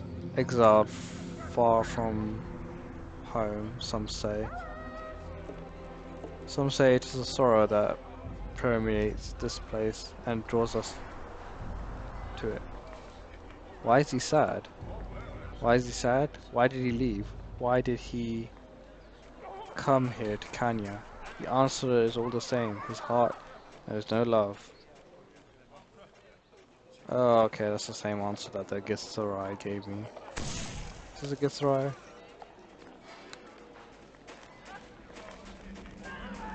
Yep, these are all Githzerai. So that's the 1st and 3rd. I need the 2nd, the 4th, and the 5th.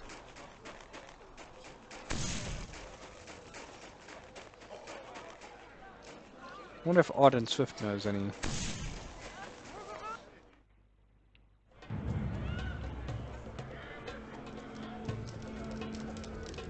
Hail, traveler! I'm trying to learn the fivefold mysteries of the sleeping man. So, you're into the sensei's mumbo-jumbo, are you? The old man tosses a critical look. It's a matter of convenience, that's all. I suppose stranger things have happened. I suppose stranger things have been called the same. I've been around these old birds long enough to know not to be clueless, and I've reckoned I've figured out the sensei's fourth-fold mystery at any rate. Or have you?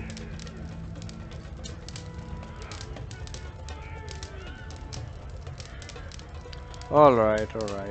Please, I must learn the fivefold mysteries. Alright. It's a fair enough tale to spin. Long before the devils laid claim to Kenya, it was a home to a race called the Knowers. They were collectors, catalogers of lore, and some say they're still alive out there. Let the sensei call it fourfold mystery, if she wishes. But when the sleeping man came to Kenya, he came in search of the knower in particular. Of one knower in particular, the knower of places. How did you figure out the mystery? Oh, an old bard gets around, and lore is our speciality. Any bard in Bator can tell you a smattering about the knowers. For a traveling man such as myself, I take a keen interest in knowing the places. Keen interest in the knower of places. Think of it. The plains are too vast to comprehend in such a reality. What answer becomes prized above all else? The sleeping man was wise. I'll give him that. He knew to ask the where of things. Oh, okay. Well, thanks for the fourfold mystery, so I'm just down to 2 and 5. Do you know 2?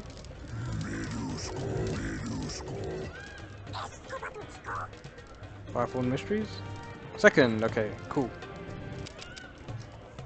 I seek the fivefold mysteries. Sleeping man, is it? The creature spits a foul-smelling substance to the ground. May he rot and freeze and rot again. The hells have no room for a bastard like him from Elysium. Ah, so he's from Elysium. Cheers. Alright. Now for the 5th one. I wonder if the Gruul quarry boss knows.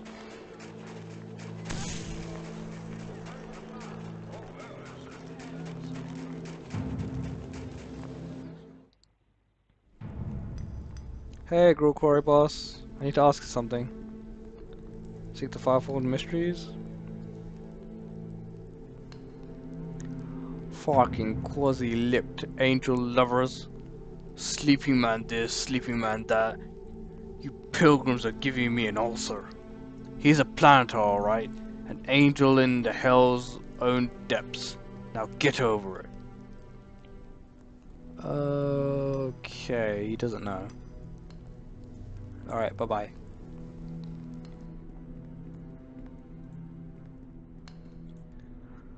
Who would know the last mystery?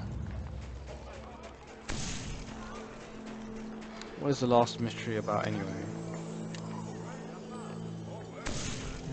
She wants... let's see if we have a... What was the answer? Right. I wonder if the Reaper knows.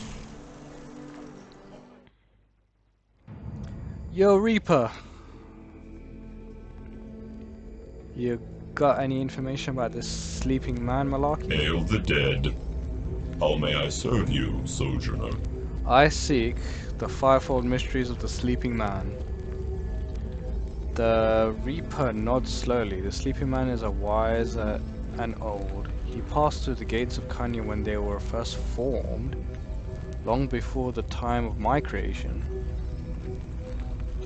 It has been many ages since I saw him last, yet I suspect he remains there, even still asleep and waiting. Is that so? Yes! The Reaper knew it! Carved about the dais where he sleeps, where once the words, she will find you by the gates of Kanya, and thus he waits for her. And who is she? Death, or a maiden fair, who can say? The words are there. In answer to a question, he must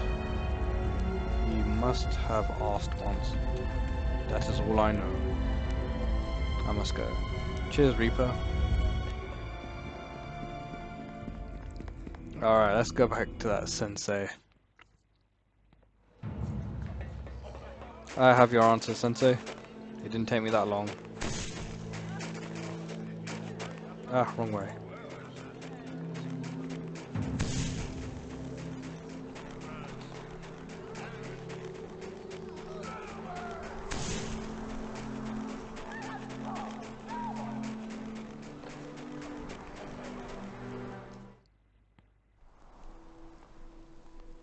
Oh, she's not there. Let's read the book.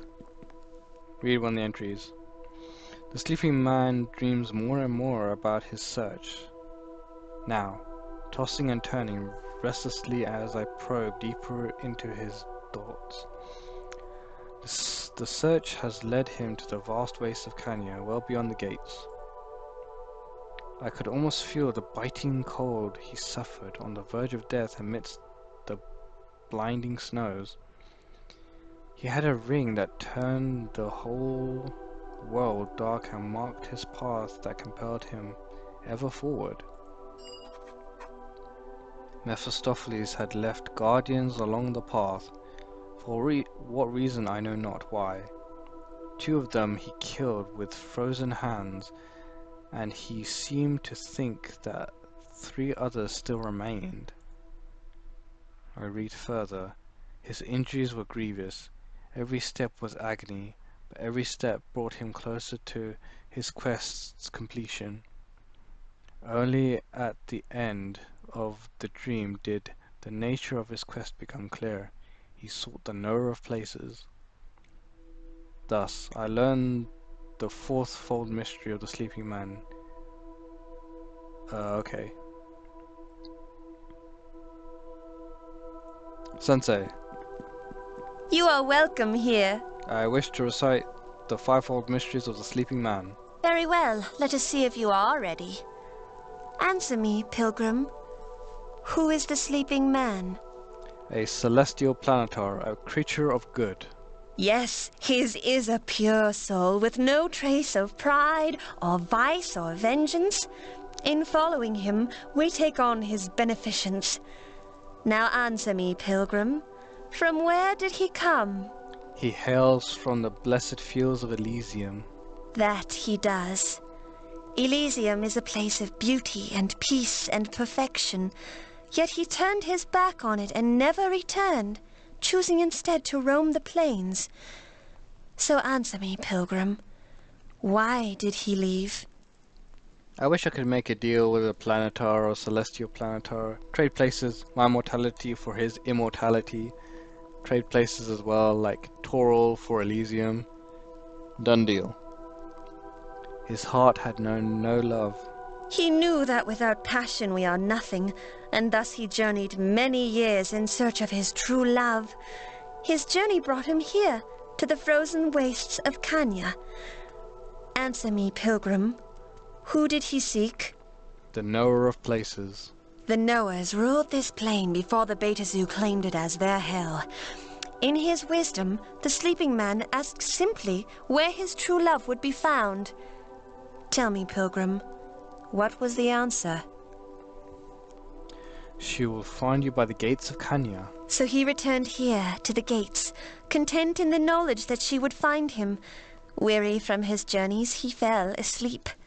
That was all long, long ago, but still he waits here, dreaming of his true love. You have mastered the 5-fold mysteries of the sleeping man, pilgrim. When you enter his chambers, wear this crystal around your neck. It will help you see his dreams. Thank you.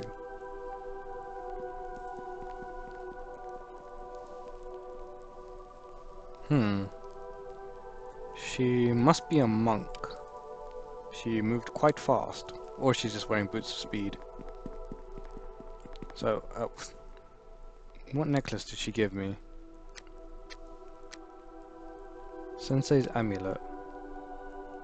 Sensei Deraviana uses this amulet to focus on the dreams of the sleeping man. For those of sufficient mental acuity, simply wearing this amulet while the sleeping man's presence should be sufficient enough to bring any latent psionic powers to the fore.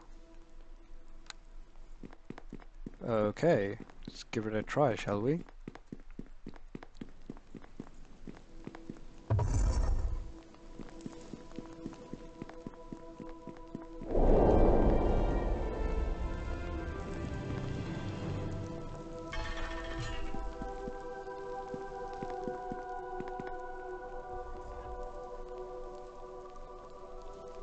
Huh. That's some nice effects. I always admire the Big B spell. So this is the sleeping man. So you're the one who I've been making all the fuss about. Well, the sensei's been making all the fuss about. Words worn thin with age have been carved into the dais of the sleeping man. He will meet you by the gates of Kanya, they read in the room's green glow. As you approach the sleeping man, you can feel the sensei's amulet begin to hum inside your pack. Examine the sleeping man. You can barely discern the slow rise and fall of his well-muscled torso. His breath coalesces into small puffs in the cool air, and his feathers of his wings fluttering slightly into the drafty room. There is a sadness in his face, and a weariness that hangs upon his brow, but the corners of his mouth are turned upward in a gentle smile. Something about him feels undeniably holy. Okay, place the sensei's amulet around your neck. The amulet feels warm against your chest. The dim green light glows within the crystalline heart. Wisdom?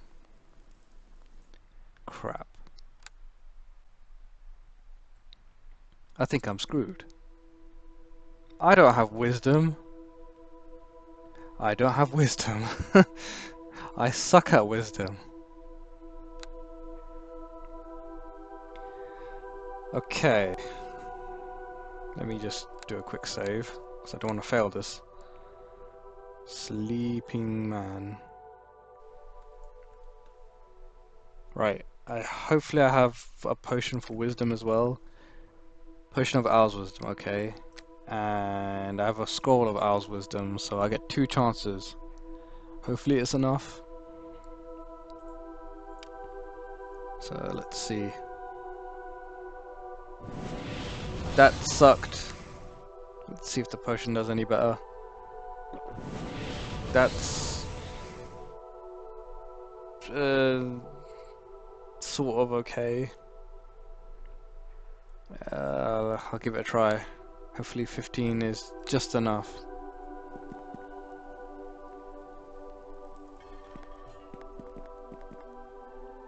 Okay, examine.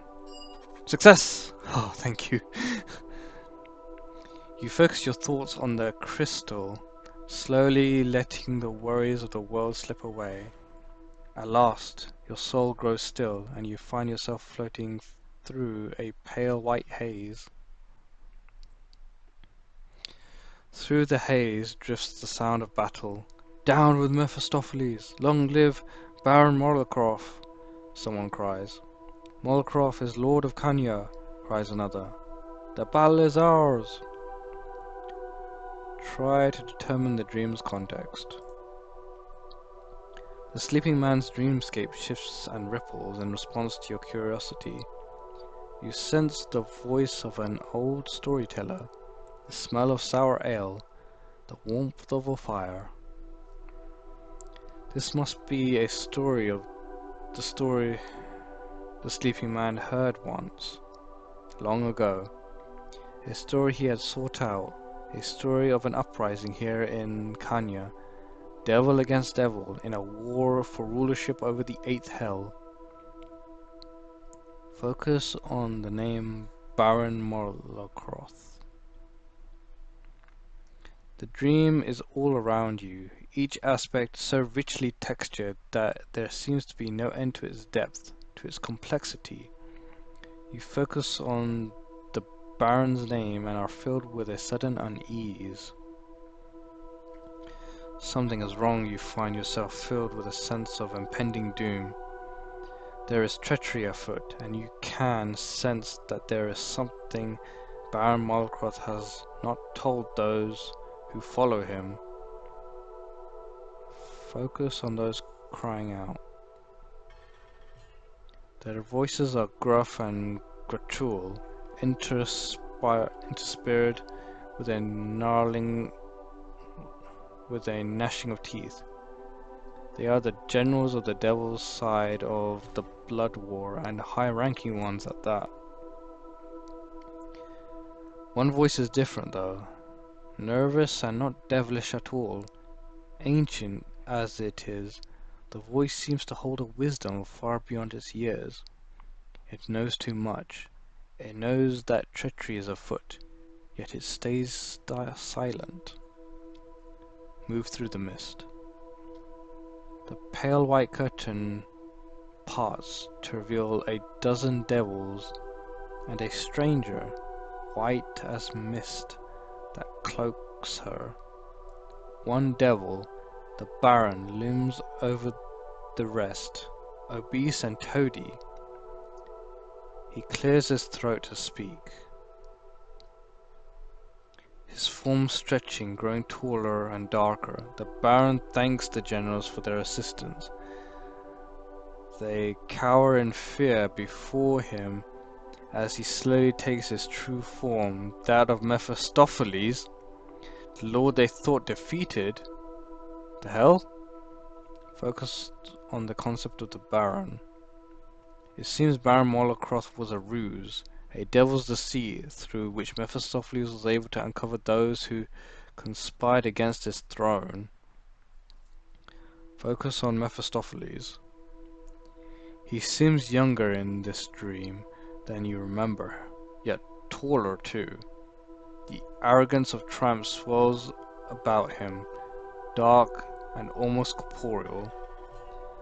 This is a certain sense of There is a certain sense of glee as well, a pride in his deceit.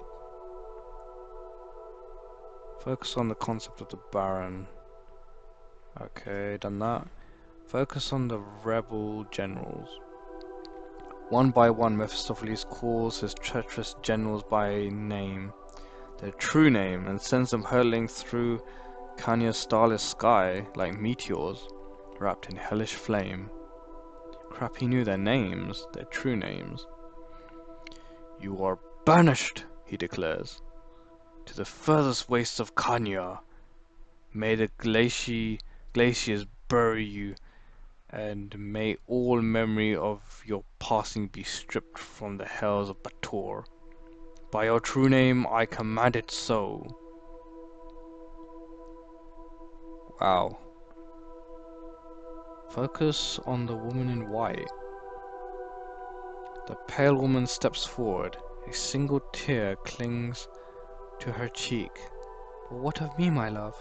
I gave you the true names of those who would betray you, and it has come to pass. Do you believe me now? You are the knower of names, my love, he responds in a tender voice. And it is you most of all that I must banish. Names hold too much power in this place, and I will not have mine used against me. Focus on the idea of the knower of names. The sleeping man seems to consider the plain of Kanya as a recent addition to the hells of Bator, with the knower of names somehow belonging to its previous existence. You get the sense that other such ancient Batorians must have existed in the sleeping man's time, though even then they seem a rarity, hunted by the devils to near extinction. Why? Like, I get the fact that the names and knowing hold too much power, but why wouldn't you use them? Actually, scratch that. Better that they hunt them down. I don't want the devils to have any more power. Focus on the notion of banishment. Through the mist comes the image of a remote glacier, its surface pocketed by 12 smoldering pits. The pits slowly fill with drifting snow, the banished ones buried beneath its frigid weight. Focus on the idea of the number of names. Okay, done that. Focus on the woman's tear. The entire maddened world seems to hang suspended in that tear. Please, she cries, if you love me, don't let me be banished. I'll stay with you, Mephis. Mephistopheles smiles wanly in return. But, my sweet, I don't love you. I never did. With that, he sends her hurtling through the starless sky, a flaming comet headed to the furthest wastes of Kanya. The tear falls to the ice and shatters. In each shard, the image of the sleeping man, frost clinging to his lips, marching through the purple haze. The doorway looms before him, set into the ice. Refocus on the shattered tear. Okay, I'm not able to focus on it. Focus on the sleeping man. He's shivering, almost dead from the cold, but something, either passion or madness, still burns bright in his eyes. He has come in search of the answer, and those answers at long last are near. Focus on the purple haze. The haze seems to permeate everything, even the ice itself. Looking past the sleeping man, you see strings of red arrows burning bright in the purple air, leading him towards the door. Somehow, it all seems tied to a ring he wears upon his finger. A ring has charted a course for him through the wastelands. Open the door in the ice. You open the door and the sleeping man stumbles through, grateful to be free from the icy winds. You feel yourself being pulled through the door, pulled through more doors, down corridors, through rooms. There is a guardian, a beast left by Mephistopheles to bar the way, and then blood, so much blood. There was another like it somewhere, already dead, and 3 others, more powerful, still at large. Suddenly, you are in a room, and a voice says, "You have many questions, but only one answer." You feel the torment of the sleeping man as he ponders what to ask. Focus on the question he asks. It is want for love that has brought me here, knower. While I yearn to know where my true love is today, where I might learn the name by which I'll know her, no answer you can give would help me. Instead, I ask, where is it that I will meet her? Tell me that, and I shall wait there till she has found me. Let that be my question, knower, and answer true. That's actually pretty smart. If he knew where she was, then the most likely he would miss her, and yet he asked, where will I meet her? The knower answer is buried in a squall of purple snow, and the sleeping man returns to the gates of Kanya. He removes the ring from his fingers, and the world is white again. Focus on the ring. When he removed the ring from his fingers, it split back into 3 interconnecting bands from which it was fashioned. He built a chamber for the ring below the ice, that it may be safe. He got up. He's awake! Nope. What? Nah, it's probably an animation.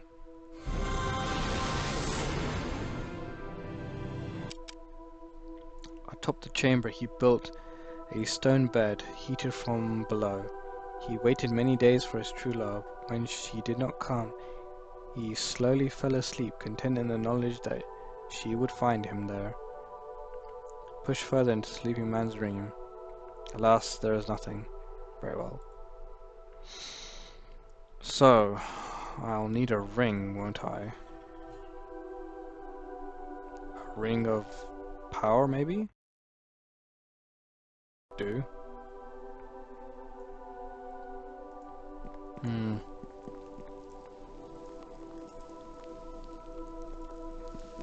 Let's go through this astral door.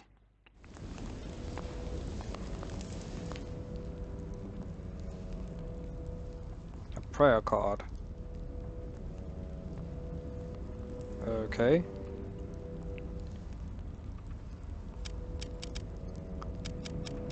A prayer is written on this card in the sleeping man's graceful scroll.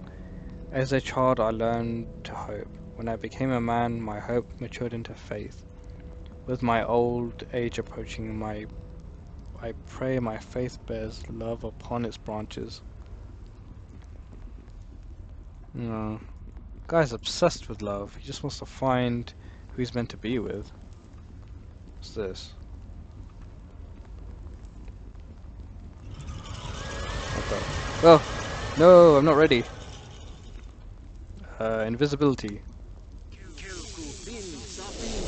You cannot see me. Nope. What?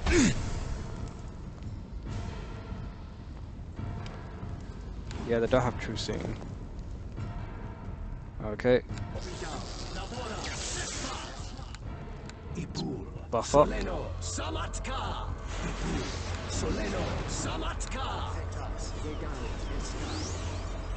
Now let's take on these skeletal minions.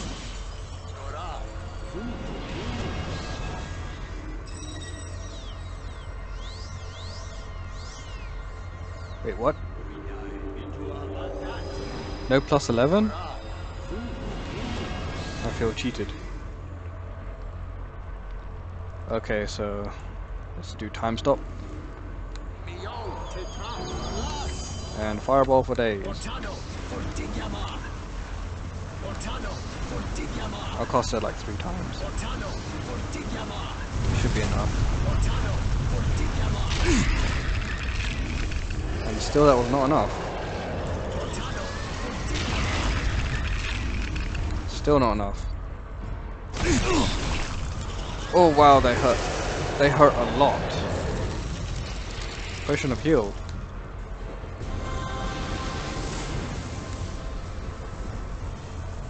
Walking bone mass. Take that.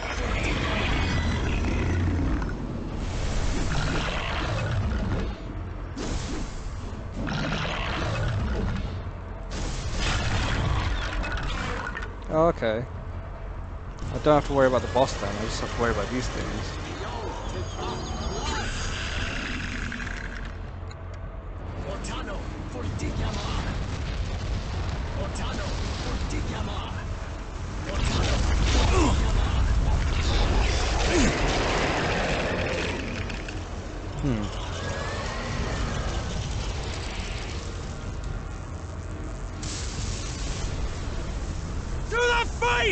To the fight!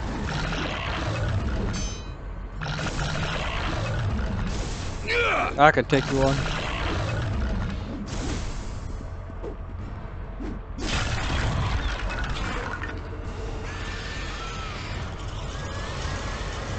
Cast premonition and time stop. Ouch. Man, they hit really hard.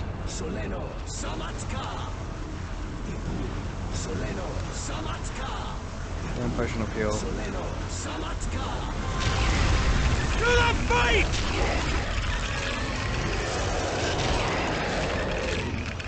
They seem to hit with magical damage as well. This is not right.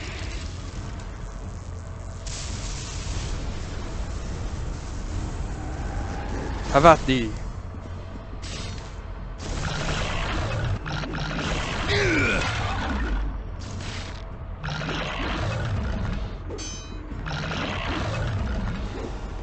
Come on, I can finish you off. Aha!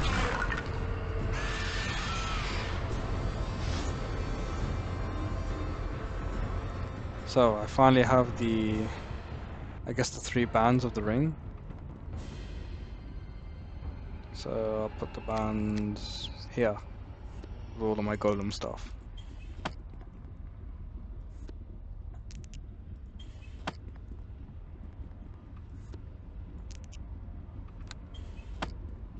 Okay, so let's try and put this ring together. Well met. Hello. I say hello to a ring? Alright. Hope, faith, love. The clue was in the poem that we read. And let's see what the ring looks like. Puzzle ring. The puzzle ring once belonged to the planetar known as the Sleeping Man. It is fashioned from 3 interlocking bands representing hope, faith, and love, respectively. Those who wear it come to see the world in a different light, revealing some things that were hidden and disguising others that were once plain. When outdoors, the ring also marks a path that once led the Sleeping Man to the knower of places. All who wish to follow in his footsteps must learn to wear it. Doesn't seem that hard to learn to wear. So let's wear it. Oh wow, it was right. Well, it does turn different color. Wait, what? Chests? There was one there before.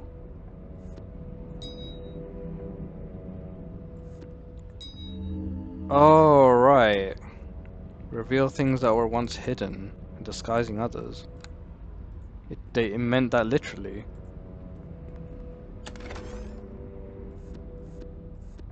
More loot. There's never enough loot to satisfy me. I need more. Really, summon creature 3. I'll leave that behind, I don't really want it. Wait, no wait, I do want it. I'm greedy. I'll take everything I can get.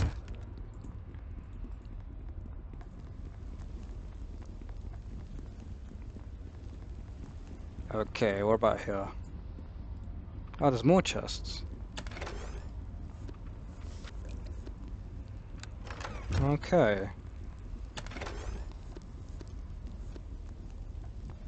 Let's go through the astral door then.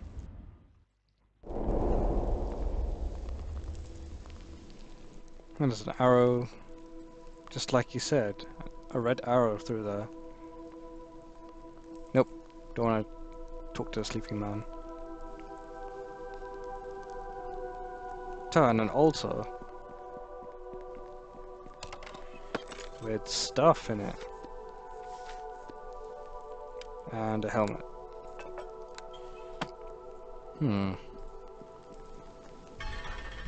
Where will these arrows take me?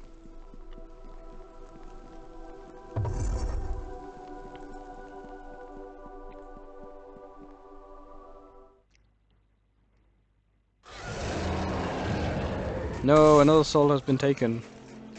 Dang you, Mephistopheles. Astral door.